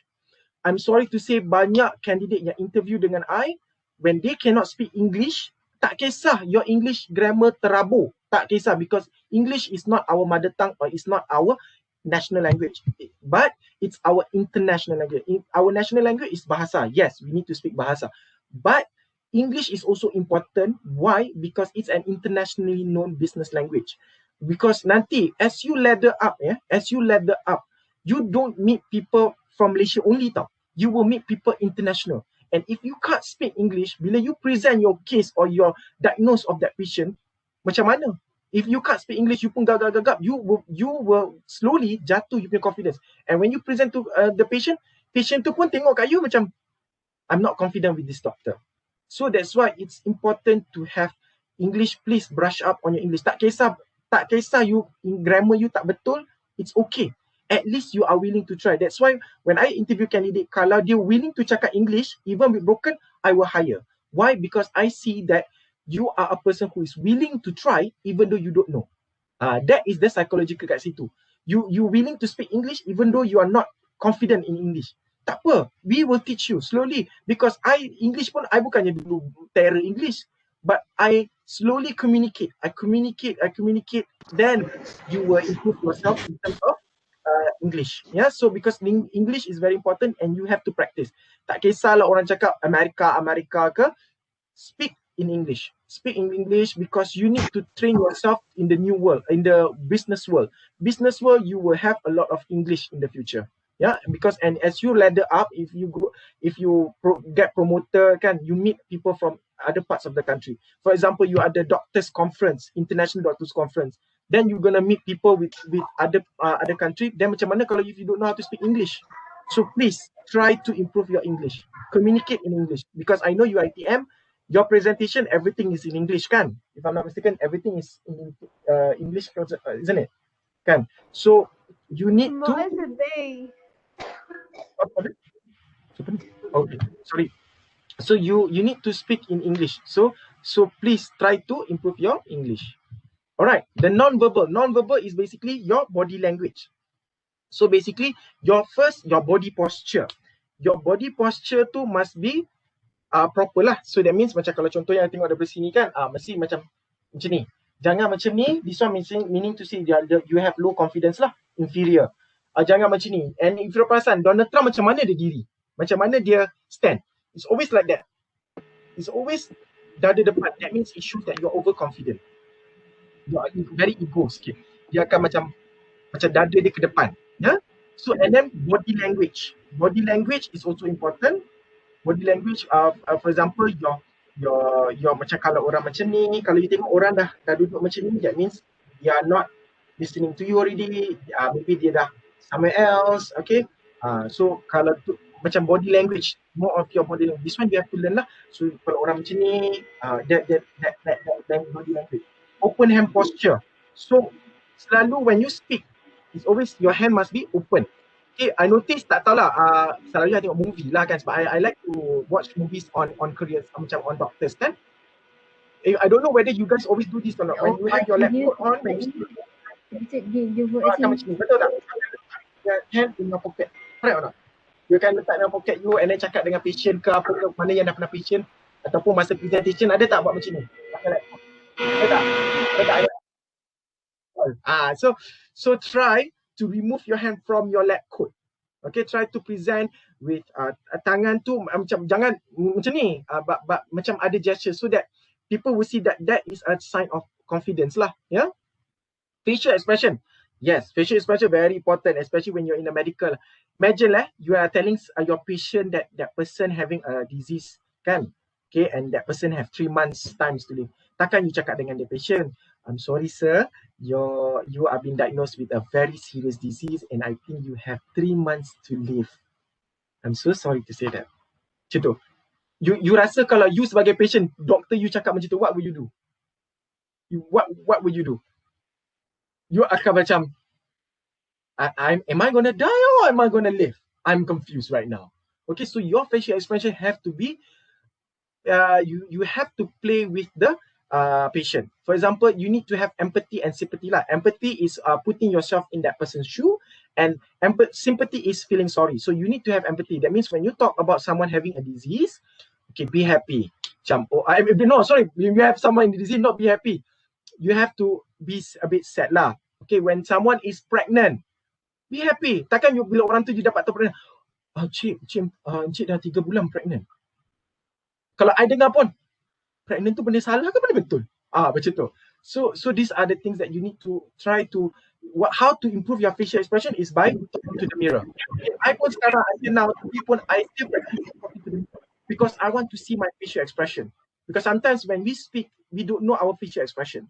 Yeah, eye contact. Yes, when you speak to your patient, jangan speak to your patient dekat sini, you cakap macam ni, Encik, you are now pregnant, macam tu. I pun kadang-kadang, kalau I tengok macam tu, I akan kata, doktor ni betul tak ni? Is it true? Doktor ni, yeah. So you need to have eye contact. Okay, certain people, I understand that certain people have problem looking people in the eye. So this is a tip for you. What I normally do, I pun kadang-kadang pandang orang pun kadang-kadang I pun takut juga, because bila I pandang orang, I takut dia rasa intimidated. So what I do is, when you look at people in the eye, to have the eye contact punya illusion kan, you look people here, in the middle here. It's as if you are looking that person in the eye. So that person pun macam confident tengok you, dia cakap dengan mata, padahal you tempat pandang pun, you pandang kat sini. So that is another tip for you lah, especially when you are speaking in public, kan, macam a lot of class. So you tak berani nak pandang classmates, sebab classmates kadang-kadang suka buat muka kan, bila tengah present tu, buat muka macam tu kan, try tu macam tengah duk present macam tu kan. So try to look them in here. So actually you are not looking at their face, you are looking at dia punya kat sini tu, you tak nampak pun expression dia. So that's how you communicate kalau you nak confidence lah, to be confident in terms of eye contact, because eye contact it shows that you're a bit confident in what you're presenting. So personal space, yes, sekarang pun tengah pandemik, tak ada lagi, I tak nampak lagi doktor yang cakap ni patient kat sini, macam ni dekat dengan tu, tak ada lagi. So personal space, so always have, kalau you nak tahu personal space tu macam mana, you tak sure you dekat dengan patient tu atau tak, always my method is always tengok macam hand macam ni, macam ni. So selalunya macam kita nak guide guest pergi kat mana-mana, so kita akan macam ni, so I know my hand ni dekat tak dengan dia. Because sometimes kadang-kadang kita pun, tangan pun macam very excited, so takut kalau dia terlalu dekat terlempang. Naya patient tu, elok muka baru lepas plastik surgery, kena tambah lagi plastik surgery. So always have this personal space lah. That means jangan cakap terlalu dekat dengan patient, and jangan cakap terlalu jauh pula. Kalau you cakap terlalu jauh, dan nanti patient tu rasa macam je dengan you. Yeah? Okay, so that's why that is non-verbal. This is things that you can improve, tips untuk you be confident lah. Okay, body posture, body language, open hand posture, facial expression, eye contact, and personal space. Alright? Alright, next one, knowledge. Sufficient knowledge in related fields, better to have extra and continuous learning. Okay, macam I cakap tadi lah, you tahu pasal imagery or pharmacist, you're good in pharmacy, but it's also good for you to know about other things. Because in the future, kalau let's say orang tanya, you are competent to answer. Okay, you know about ED, you know about what do you call it, gynae. Then why not you learn about yang tulang I tak remember tulang. Yang tulang punya doktor tulang. You learn all this. It's okay to not know everything, but it's not okay to be ignorant. Even for my cousin, he is in medical. Dia even when dia deal dengan patient pun, sometimes you don't remember your, especially when you give dosage kan, you need their calculation kan, there are some specific calculation kan. Sometimes dia pun tak ingat, tapi dia Google lah, dia akan tengok. He is also continuously learning. Every time kita orang lepak pun, I tengok dia main phone, or is always learning about medics. Although he's already a MO now, they still learn, continuously learning, because for him, he said, I need to know everything. Okay, he's a person yang kena tahu everything because he wants to be a good doctor lah. Yeah, and then continuous learning. There's no such thing as stopping learning. I pun still continuously learning. I'm also learning. Yeah, so if you can see the picture, the GIF yang I bagi kat you is Iron Man. Alright, you faham? You perasan tak? If you notice Iron Man punya progression in terms of dia punya armor, I mean the boys would know lah. The boys would know. Okay, if you watch Iron Man, you tengok tak Iron Man punya outfit? Every single movie baru dia, there's always an upgrade. Perasan tak? Always an upgrade. The first one he wear was a big chunk of tin. After that he changed to something that he can pasang dekat rumah. The next episode he ada bag. That means he can carry the punya armor wherever he goes. The third one, the armor can lekat dekat dia. Dia boleh panggil from afar. That means remote control. And then in Avengers, you tengok dia masa dia defeat Thanos, before dia defeat Thanos, dia punya speed. Now dia ada booster. And now the last part, Endgame, he has nano. This one is sorry, this is not Endgame. This is Infinity War. He has nanotech. And during dia punya Avengers Endgame, you perasan tak? His armor masa dengan Thanos in Infinity War was from the nanotech. But in Endgame, it's holographic because he's learning. If he do nanotech, Thanos can destroy and he will not have an armor. So he built a holographic shield.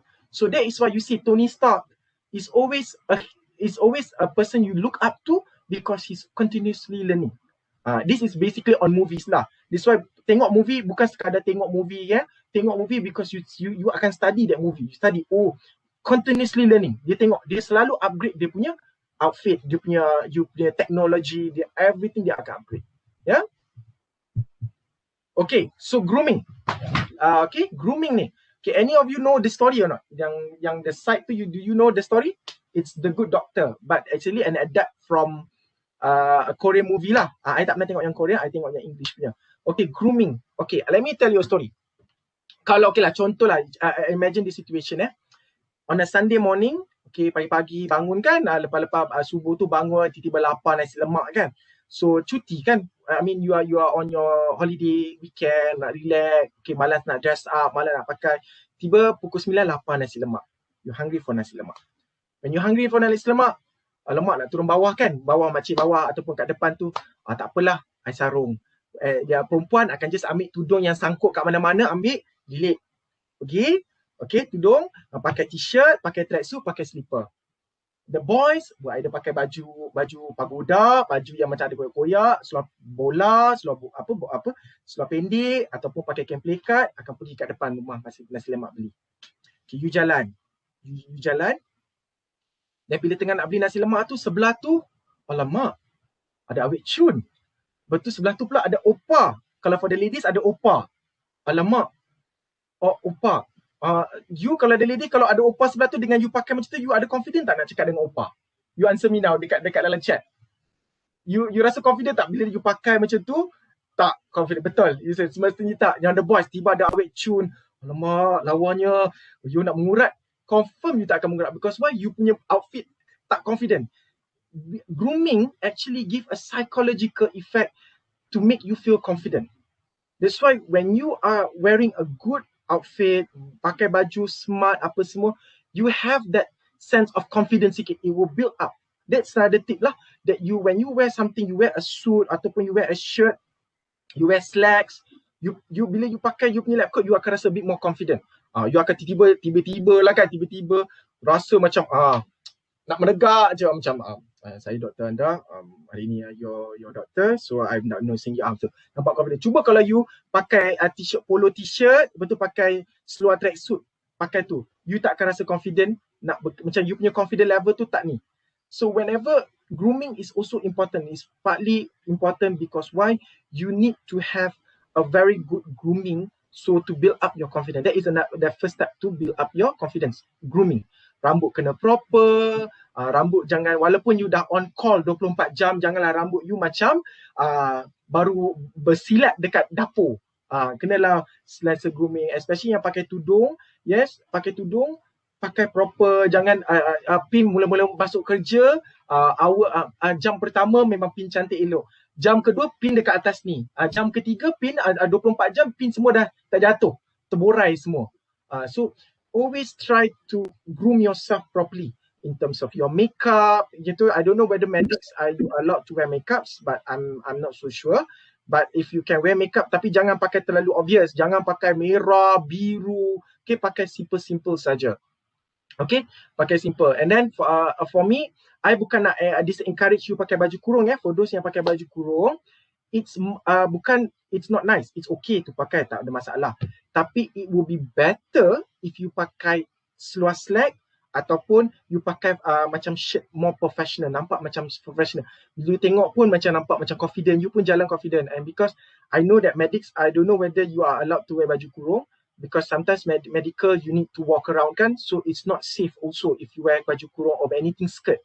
Pakai seluar. It's better for ladies to pakai slack, seluar, then jalan because it's more confident. Okay, pakai heel, because I don't know but for you guys macam mana. Jangan, because I think you medical, I don't think you wear, unless you're in dekat clinical, then you boleh pakai heels kot. Tapi in your macam ER apa semua, you will pakai the crocs kan, kasut crocs, correct or not? Okay, so bila ni macam siapa ni cakap ni, kalau muka kita lawa, kita confident sikit. Yes, muka lawa, yelah macam tadi kalau nak tiba-tiba kalau you dah muka make up elok Sunday morning kan, jumpa opa, I rasa you akan tegur. Opa cinta, okay, nyo, confirm you will say tu. Tapi kalau lelaki, hi wak, seorang je ke? Kalau you confident pakai suit kan, especially pakai suit, biasalah nak belagak sikit kan, macam kerja office kan, macam hi wak, makan seorang, so you akan confident.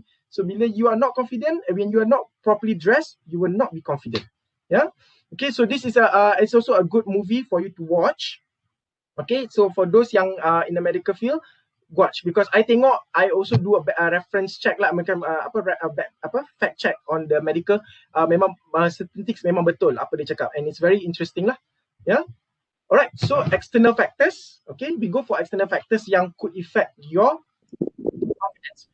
Okay, confident in terms of childhood. Childhood ni basically external factors ni macam mungkin your genetic or kemungkinan the way you have been brought up. Okay, but now you know that childhood could also play a part. You yourself in the future, you have to build up your children's confidence. Yeah, and also I've noticed, not noticed lah, I think, I'm not trying to generalize, but people with certain size, dia akan rasa inferior sikit, dia macam tak confident because dia rasa dia tak cantik, dia tak tu. For me, tak kisahlah badan you macam mana pun, yang penting kat sini. Kat sini ada confident, you are confident. You tengok Adele, she was big, but with her voice, with her talent, people love her. And now she's skinny. So it doesn't matter. Your looks doesn't matter, especially your body figure does not matter. Does not give the people the right that you're not confident. Does not give you the right to say, does not give them the right to say that you're not confident. Tak kisahlah. You tengok, ada banyak comedian yang size dia different sikit. They are confident. Why? Because they build themselves from within. Your confidence comes from within, not from external. External tak ada. External maybe 1 or 2% or maybe 3%. But if you dah built from your inside, to hell. So excuse my French, to hell with them. Tak kisahlah. Dia orang kata you macam-macam, tak kisah. And yang penting you punya otak ada, you are confident. You are confident in what you do. Yeah. Next one, media. Yes, media also play a part on building your confidence, because that's why you try to watch movie. Bila you tengok movie-movie yang sedih kan, macam tengok Korea, janganlah tengok cerita-cerita yang macam Goblin, cerita Inheritor, cerita-cerita cinta yang macam cinta je. Janganlah. Try to find movies yang lift up your spirit. Okay, but mostly, to be honest, movies yang banyak yang orang kata to build up your confidence, it's more heavy. It's very heavy. Some people might like it, some people might not. Yeah. So media also play a part. Tengok movie, kalau you rasa stress, you dengar lagu. If you nak build up your confidence, you dengar lagu, tengok lyrics, so that you build up your confidence. Yeah. Friends and family also plays an important part. That's why as you grow older, as you progress further, your cliques of friends kan tak ramai macam you kat sekolah. Because why? Because you pick up quality friends rather than quantity. So these are the people yang akan build you, not the toxic friends that will destroy you, but build you, will give you support, will always support you, and will always give you a constructive criticism. All right. And then work environment. Yes, work environment plays a part. That's why I say if you're the subordinates, you need to stand out. But if you're in the future, I hope you guys will be head departments in the future. Yeah, become the directors of your department. You cannot, please do not belittle or subdue your subordinate. Always have an open door communication so that you build that person's confidence. Yeah, build that person's, because work environment kadang-kadang when you are being belittled, you've been demotivated, you akan jadi low confidence. So that's why you need to be built in a company, have a very good and working environment lah. Okay, so these are some of the inspirational movies. Okay, so for me, I tak suka, macam I cakap, I tak suka tengok movie inspirational yang that's very heavy. For example, there are the Pursuit to Happiness, or Will Smith berlakon. Okay, I like to find inspirational movies yang that is funny, humor and comedy. So at the same time, you belajar and you have fun. So you tak ada boring sangat tengok, because most of the inspirational movie is quite heavy and it's quite draggy lah, I would say. Yeah, for example, I think most of you know Devils Wear Prada, where she was a not fashion person, but she trained herself, she learned, she studied about fashion, and she become someone in the she's a PA to a very strict fashion industry lah. So she becomes someone because she persevered, she take up the challenge. Yeah, and then the next movie, The Intern, that means knowledge does not know, knowledge knows no bound. So that person was a CEO during his working area, then working life, then he retired, then he became an intern to learn, and he start from below. And it's a very good movie with a setting of learning. There's no bound to learning, and then there's no age gap for learning. Yeah, you can learn from the old to to adapt to a new. Yeah, and then Night School, it's about learning disability, dyslexia. So, but it's when you see Kevin Hart, it's a funny movie, kan? So it's about that person don't know how to study because he's not stupid, but he has dyslexia. So how you try to develop someone's confidence, and how you develop that person to be confident in learning. So repetition. Yeah, and then Love and Monster is a new movie. Basically, it's about a person who does not know about the outside world and who's scared, but he's willing to go out to find the love of his life. Okay, execute the love of his life, but when he was outside during tengah cari monsters apa semua, he study, he draw, he made a book of it, he study about their weaknesses. So this is where confidence comes in. You tengok, when you don't know something, you study, you tengok. Then as you go back, you boleh tahu dah apa weaknesses dia apa semua. Yeah, and last but not least, The Good Doctor lah. The Good Doctor is actually a very good film. I follow dia, memang best. I suka because as an autistic doctor, that he as an autistic, he can do a lot of things. So we as a person yang almost perfect, why can't we do it? So always be thankful, be grateful that you are perfect. You're already perfect. Yeah. Alright, and then kalau cerita Korea, kalau you nak tengok Doctor's Prisoner, I just finished that movie, that series, very nice also, very nice. Dia cerita pasal medical and also conspiracy lah, so it's very good movie. Yeah, you can watch all this movie to get inspiration. Watch movie bukan sekadar tengok movie sebabkan Opa handsome, Nuna lawa, no. Tengok movie also try to get the moral values, try to dig up, what is the moral values of the movies? What can you gain from these movies? That's how you also learn to be confident. How you can speak in front, tengok macam mana dia buat. Ada movies yang pasal confident lah, alright, but it's quite heavy. Yeah. Okay, so this is another video. I think this is the last video. Okay.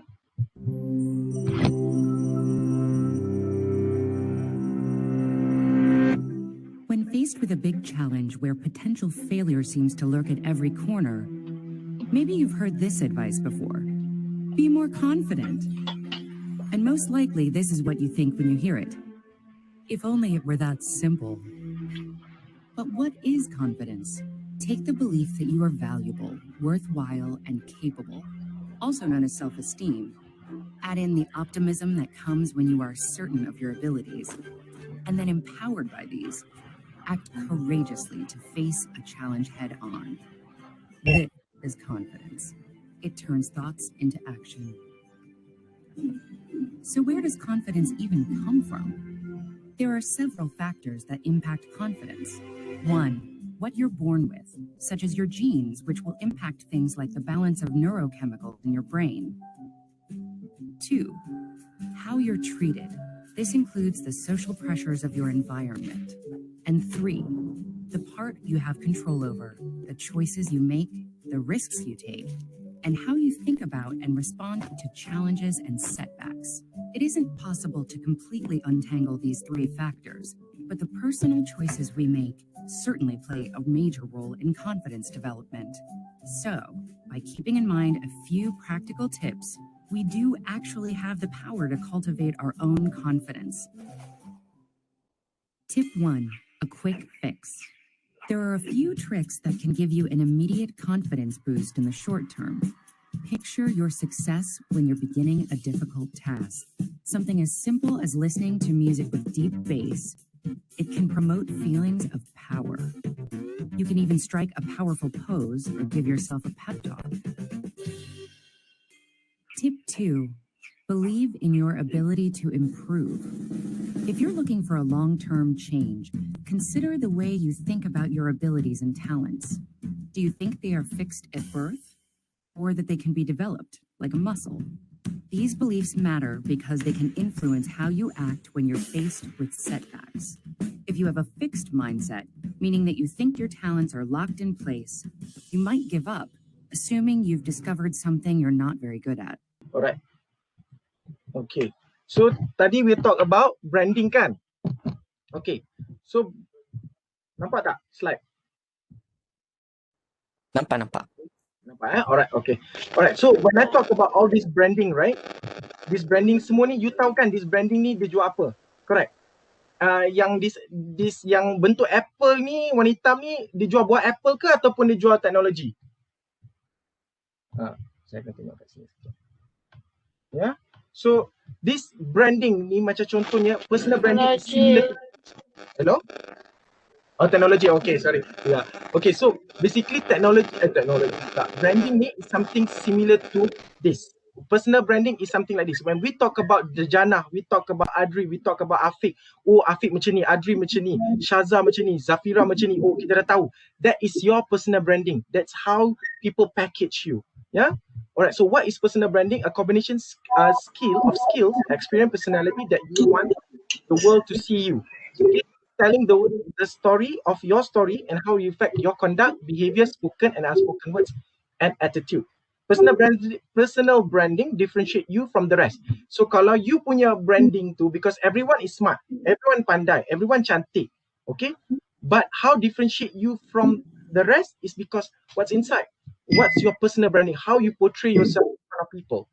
Yeah? Okay, so personal branding, in order to build a personal branding, okay, I'll try to shorten this up.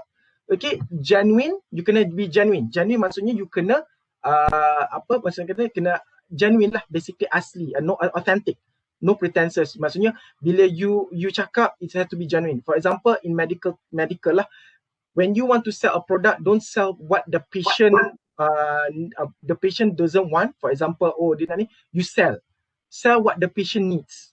Those are being genuine. Maksudnya just because you can, if you sell this product, you dapat commission, you sell this medicine, but you don't want to sell the right medication. So these are the things that you need to be genuine about lah. Engaging, even not even just revolves around medical, but also revolves in any fields or any industries that you go to lah.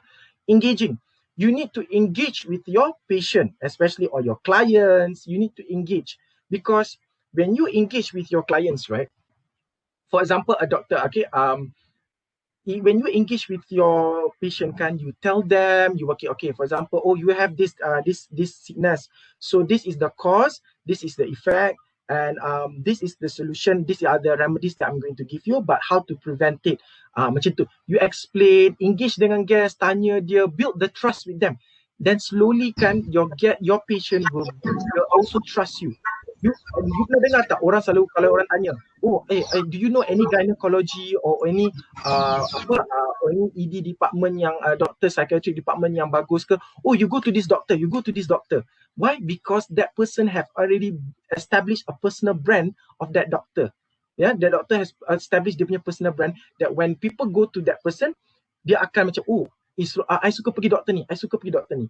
Yeah, because one of my friends actually, dia used to go to this doctor, alright, they go to the doctor, but she has a certain something, and then when she goes to the doctor tu, the way the doctor engaged with her was not right. The way I see it when she tells the story lah. She said that the doctor macam, if you don't follow what I see you, then don't come and complain to me if it comes back lah.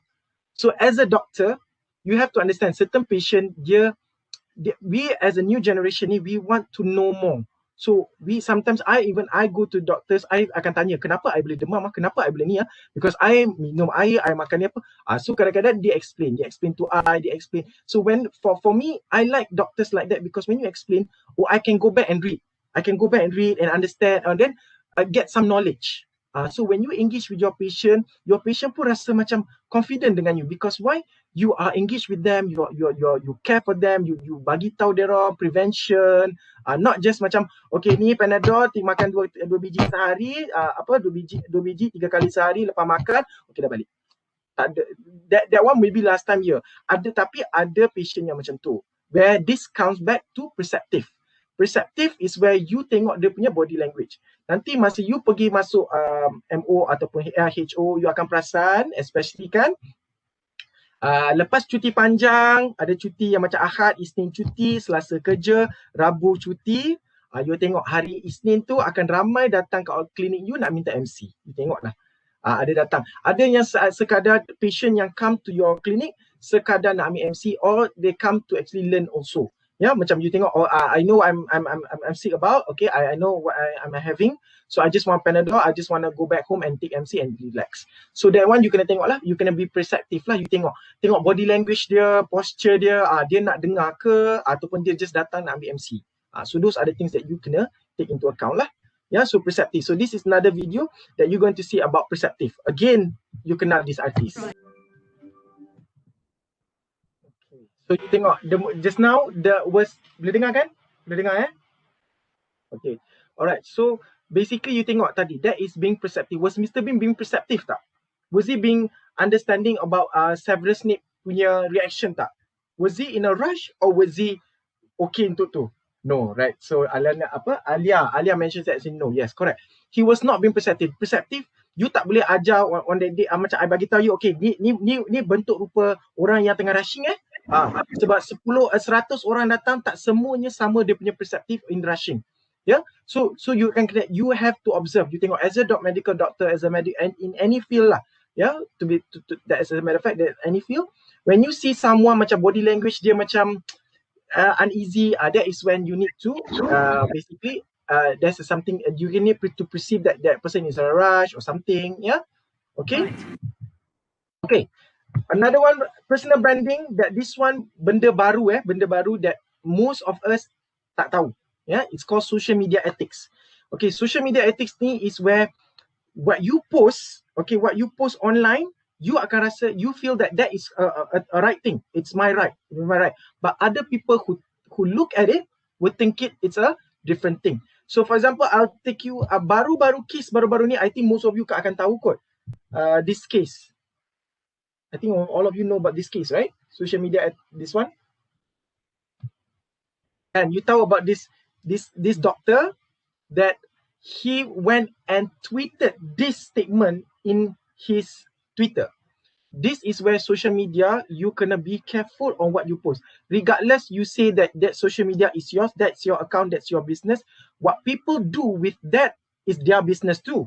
So you need to be very careful, because that's why if I interview candidates, after I interview, I can try to search for your Instagram, I can search for your Facebook, so I can tengok, because you can portray yourself, memang gempak baju okay, semua grooming okay, apa semua, but when I look at your social media, I can see tengok like this lah. How can you say something like this? And you are a doctor, regardless of you penat, you are being paid to work like that. You are being paid to work. So please do not have this kind of need, because you tengok sekarang ruin dia punya career. His career is ruined. I don't know the story dia punya progression, but I know he was caught for tata tertib lah. So you see, just because of your silly post like this, you jeopardize your career. Yeah? And then previously, you ingat tak ada case this lady posted something about arwah adib, that she said something about arwah adib and so on and so forth. And then the company suspended her, and after that she was terminated. You know how powerful the netizen is. Sekali you post something wrong, the netizen can look where you work, where you stay, semua they can find. So please, I'm begging you guys, for those yang in the social media, I know all of you mesti ada Facebook, segala mak nenek kan, I know you will have.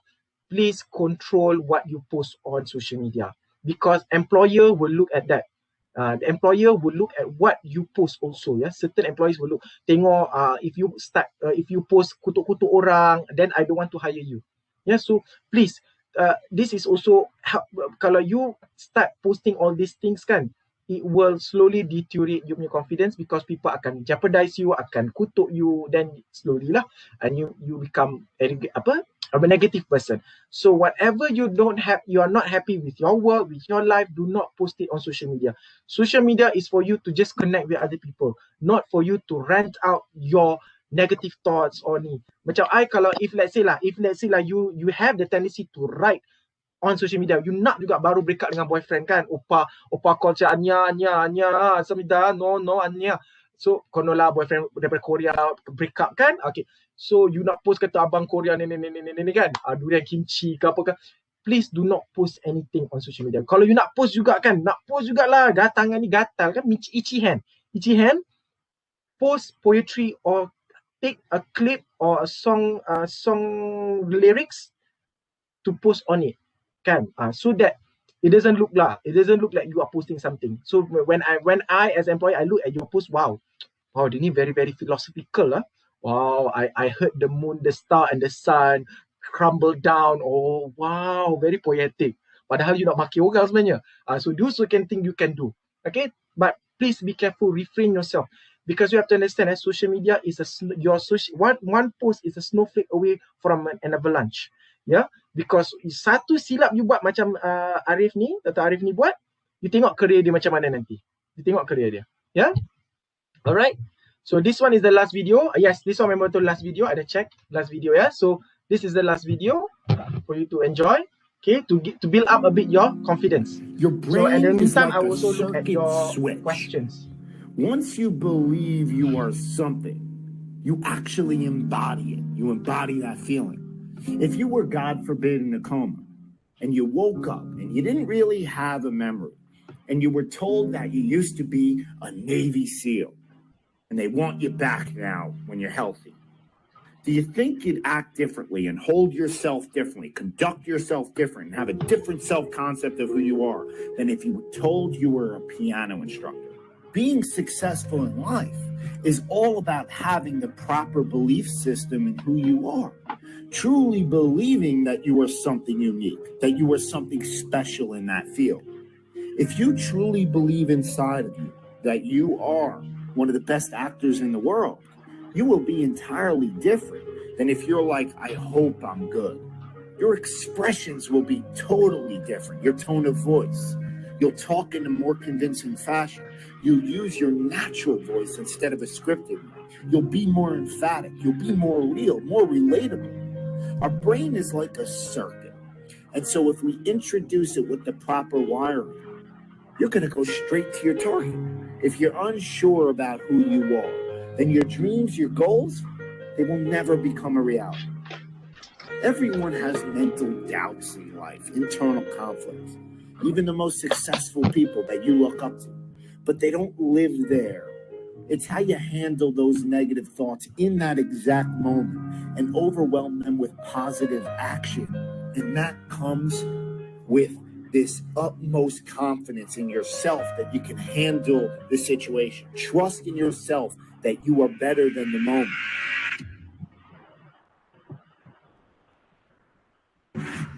The greats think differently. The greats see differently, right? The greats have a different worldview. The greats, they approach the game in a totally different way. So I need you to do me a huge favor. I need you to think about what you're thinking about when your effort is low. Because if you can get this, you can get any success you want in life. You can have anything you want in life if you can get this. The next time you give a low effort, right? You give it 70% or 50% or 30%. I want you to think about what you're thinking about when your effort is low. If your effort is low, you're probably not thinking about the opportunity. You're probably thinking about the obligation.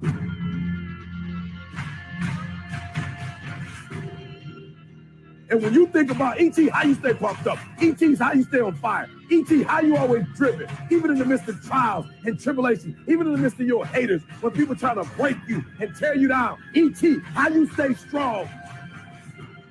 I keep thinking about the opportunity. Every single day, I'm thinking about the opportunity, and I'm not looking at this thing as an obligation. I'm not looking at this thing as something that I have to do, or that I'm forced to do, right? Something that somebody's making me do. Every time I wake up, I'm thinking, I'm alive, baby. This is the day. This is an opportunity. If you want what you've never had before, if you want to do what you've never done before, if you want to be what you've never been before, change your mentality. And I want you to see that effort goes up when you look at it as, I got an opportunity of a lifetime. But you should be excited about the fact that you have an opportunity.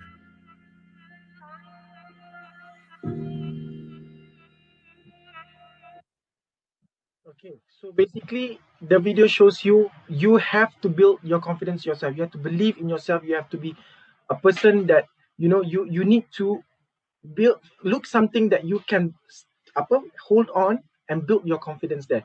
So magic buttons for confidence. There is no such thing as shortcut. Macam I cakap earlier in my slides, there's no such cut. I bagi you book for dummies, confident for dummies pun, I bagi kat you nah. Okay, belajar. Even you finish that book, you cannot be confident if you don't try it. Yeah, confidence has to be built with experience, repetition, and persistence. Yeah, and you have to remove the fear of unknown and start taking risks. Kalau you are so scared of failing, because it's okay to fail, because fail is an first attempt in learning. You kena faham tak? You know, it's okay to fail, all right? So, but keep on trying, keep on doing, because until you get the system, get the grasp of it, only then you are confident. Yeah, never stop yourself from gaining knowledge. Yes, kalau jangan fikir, oh, I dah tua lah, I tak nak belajar ni semua. Go for it, study, you research, you continuously learning, and always believe in yourself. Because why? If you don't believe in yourself, no one else will. Yeah, no one else will. So, and then just food for thought. Okay, you have to remember this. In order to be confident, you are the writer of your story. Don't let anyone else write it for you. So you have to be yourself and write your story. You are holding the pen, you are writing your story. Don't let anyone else write. Yeah, so with that I end my topics, yeah, for confidence in our career and personality.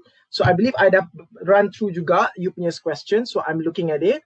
So thank you so much. Yeah, all right, so we're going to go for basically a Q&A. Yeah, all right, so thank you for listening. So okay, sekarang I nak tanya, tadi I nampak ada, kita go up sikit, I nampak ada question regarding, let's see, you all can hear me, right? Okay, sekejap. I tak boleh nak go up sangat, saya tak nampak. Okay. Okay. Alright. Ni ada question. Okay. Sekejap, I tengok.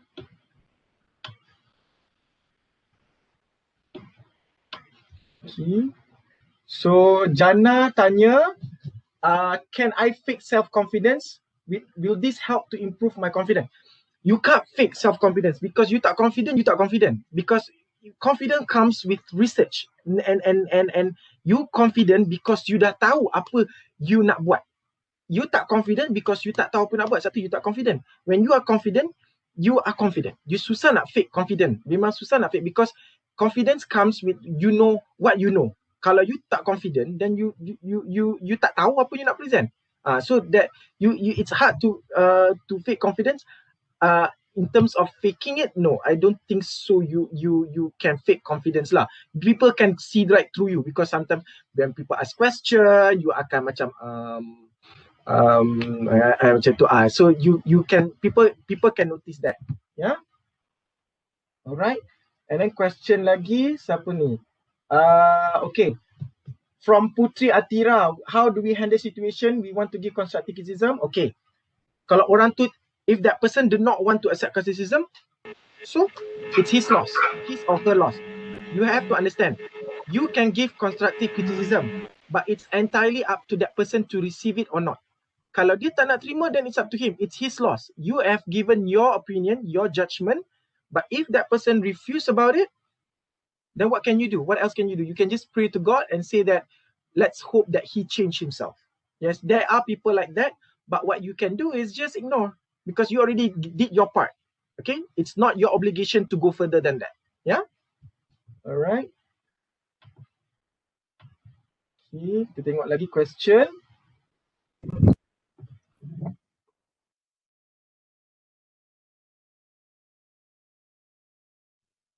Okay, is there any tips to be confident when people keep body shaming us?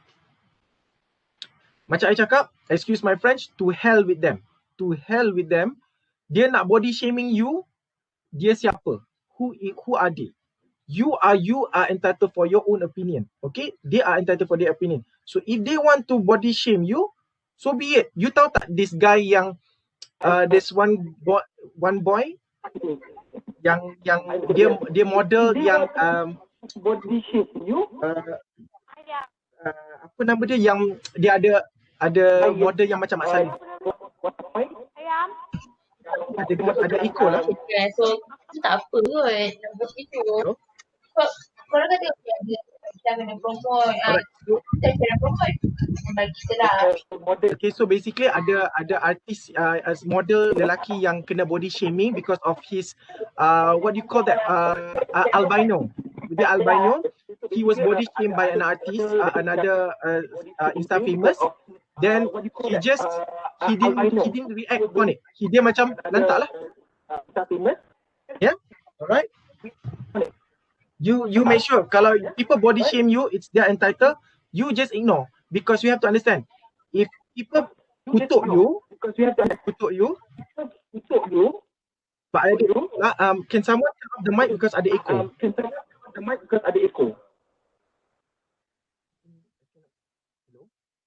Okay. Alright, so when you talk about body shaming ni kan, macam orang bagi hadiah dekat you, kalau you tak terima hadiah tu pergi mana? Pergi balik kat orang yang memberi kan? So that is the same phenomenon, same situation where if someone keep body shaming you, because lambat laun dia akan macam boring lah, because you are confident with who you are, you buat je. Okay, alright. And then what else ada kat sini?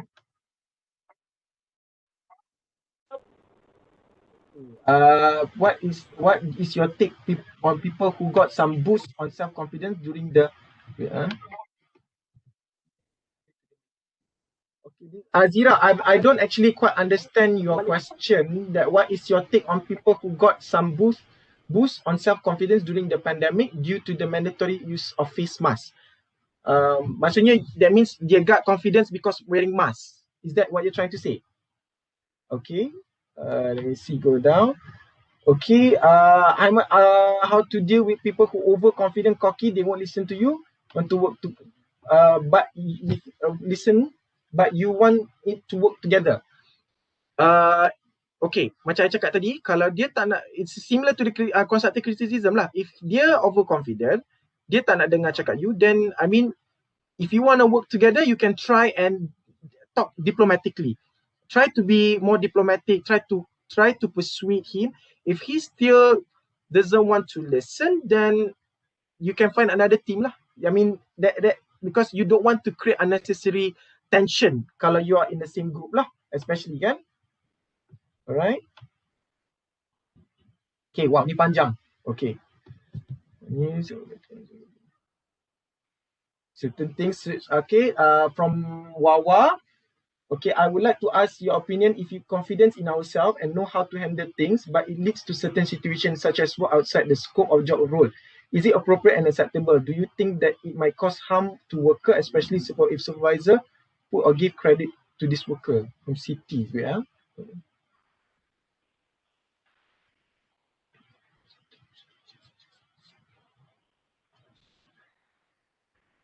Okay, for example, this, from my understanding, that you are asking that is it acceptable to accept a job outside of your job scope, right? Your current job scope, right? Yeah, it's okay. It's okay unless it jeopardizes your well-being. All right. For example, you dekat medic, tiba-tiba you kena go to the construction site and tengok the building, which could be hazardous lah. But if you wear the proper equipment and whatnot, that means should be fine. Because I pun buat benda sama. I'm in HR, but I'm doing halal. So there are certain things that sometimes in the work environment you need to be, macam I cakap, you need to be all-rounder. Take it as a challenge where learning new things is not a burden, but it's a new, it's an advantage for you, because the more things you learn, the more higher, the more marketable you are to the employer.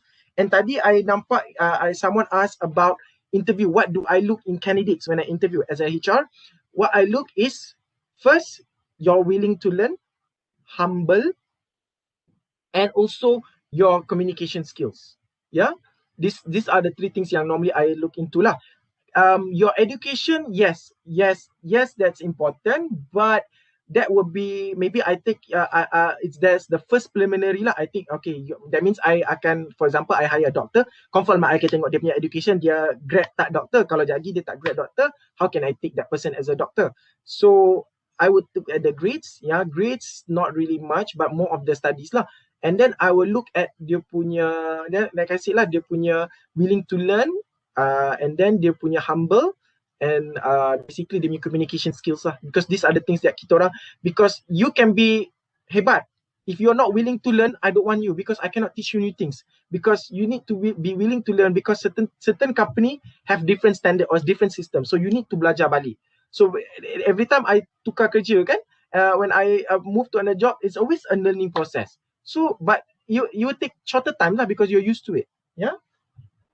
Okay. I think I go for another one question je lah, because I think the time is running out. Alamak, mana ni hang. Okay, sekejap. Tengok question from your side. Okay. I tengok from your side sini. Okay. I take one more question lah, sebab I think tu okay, confident.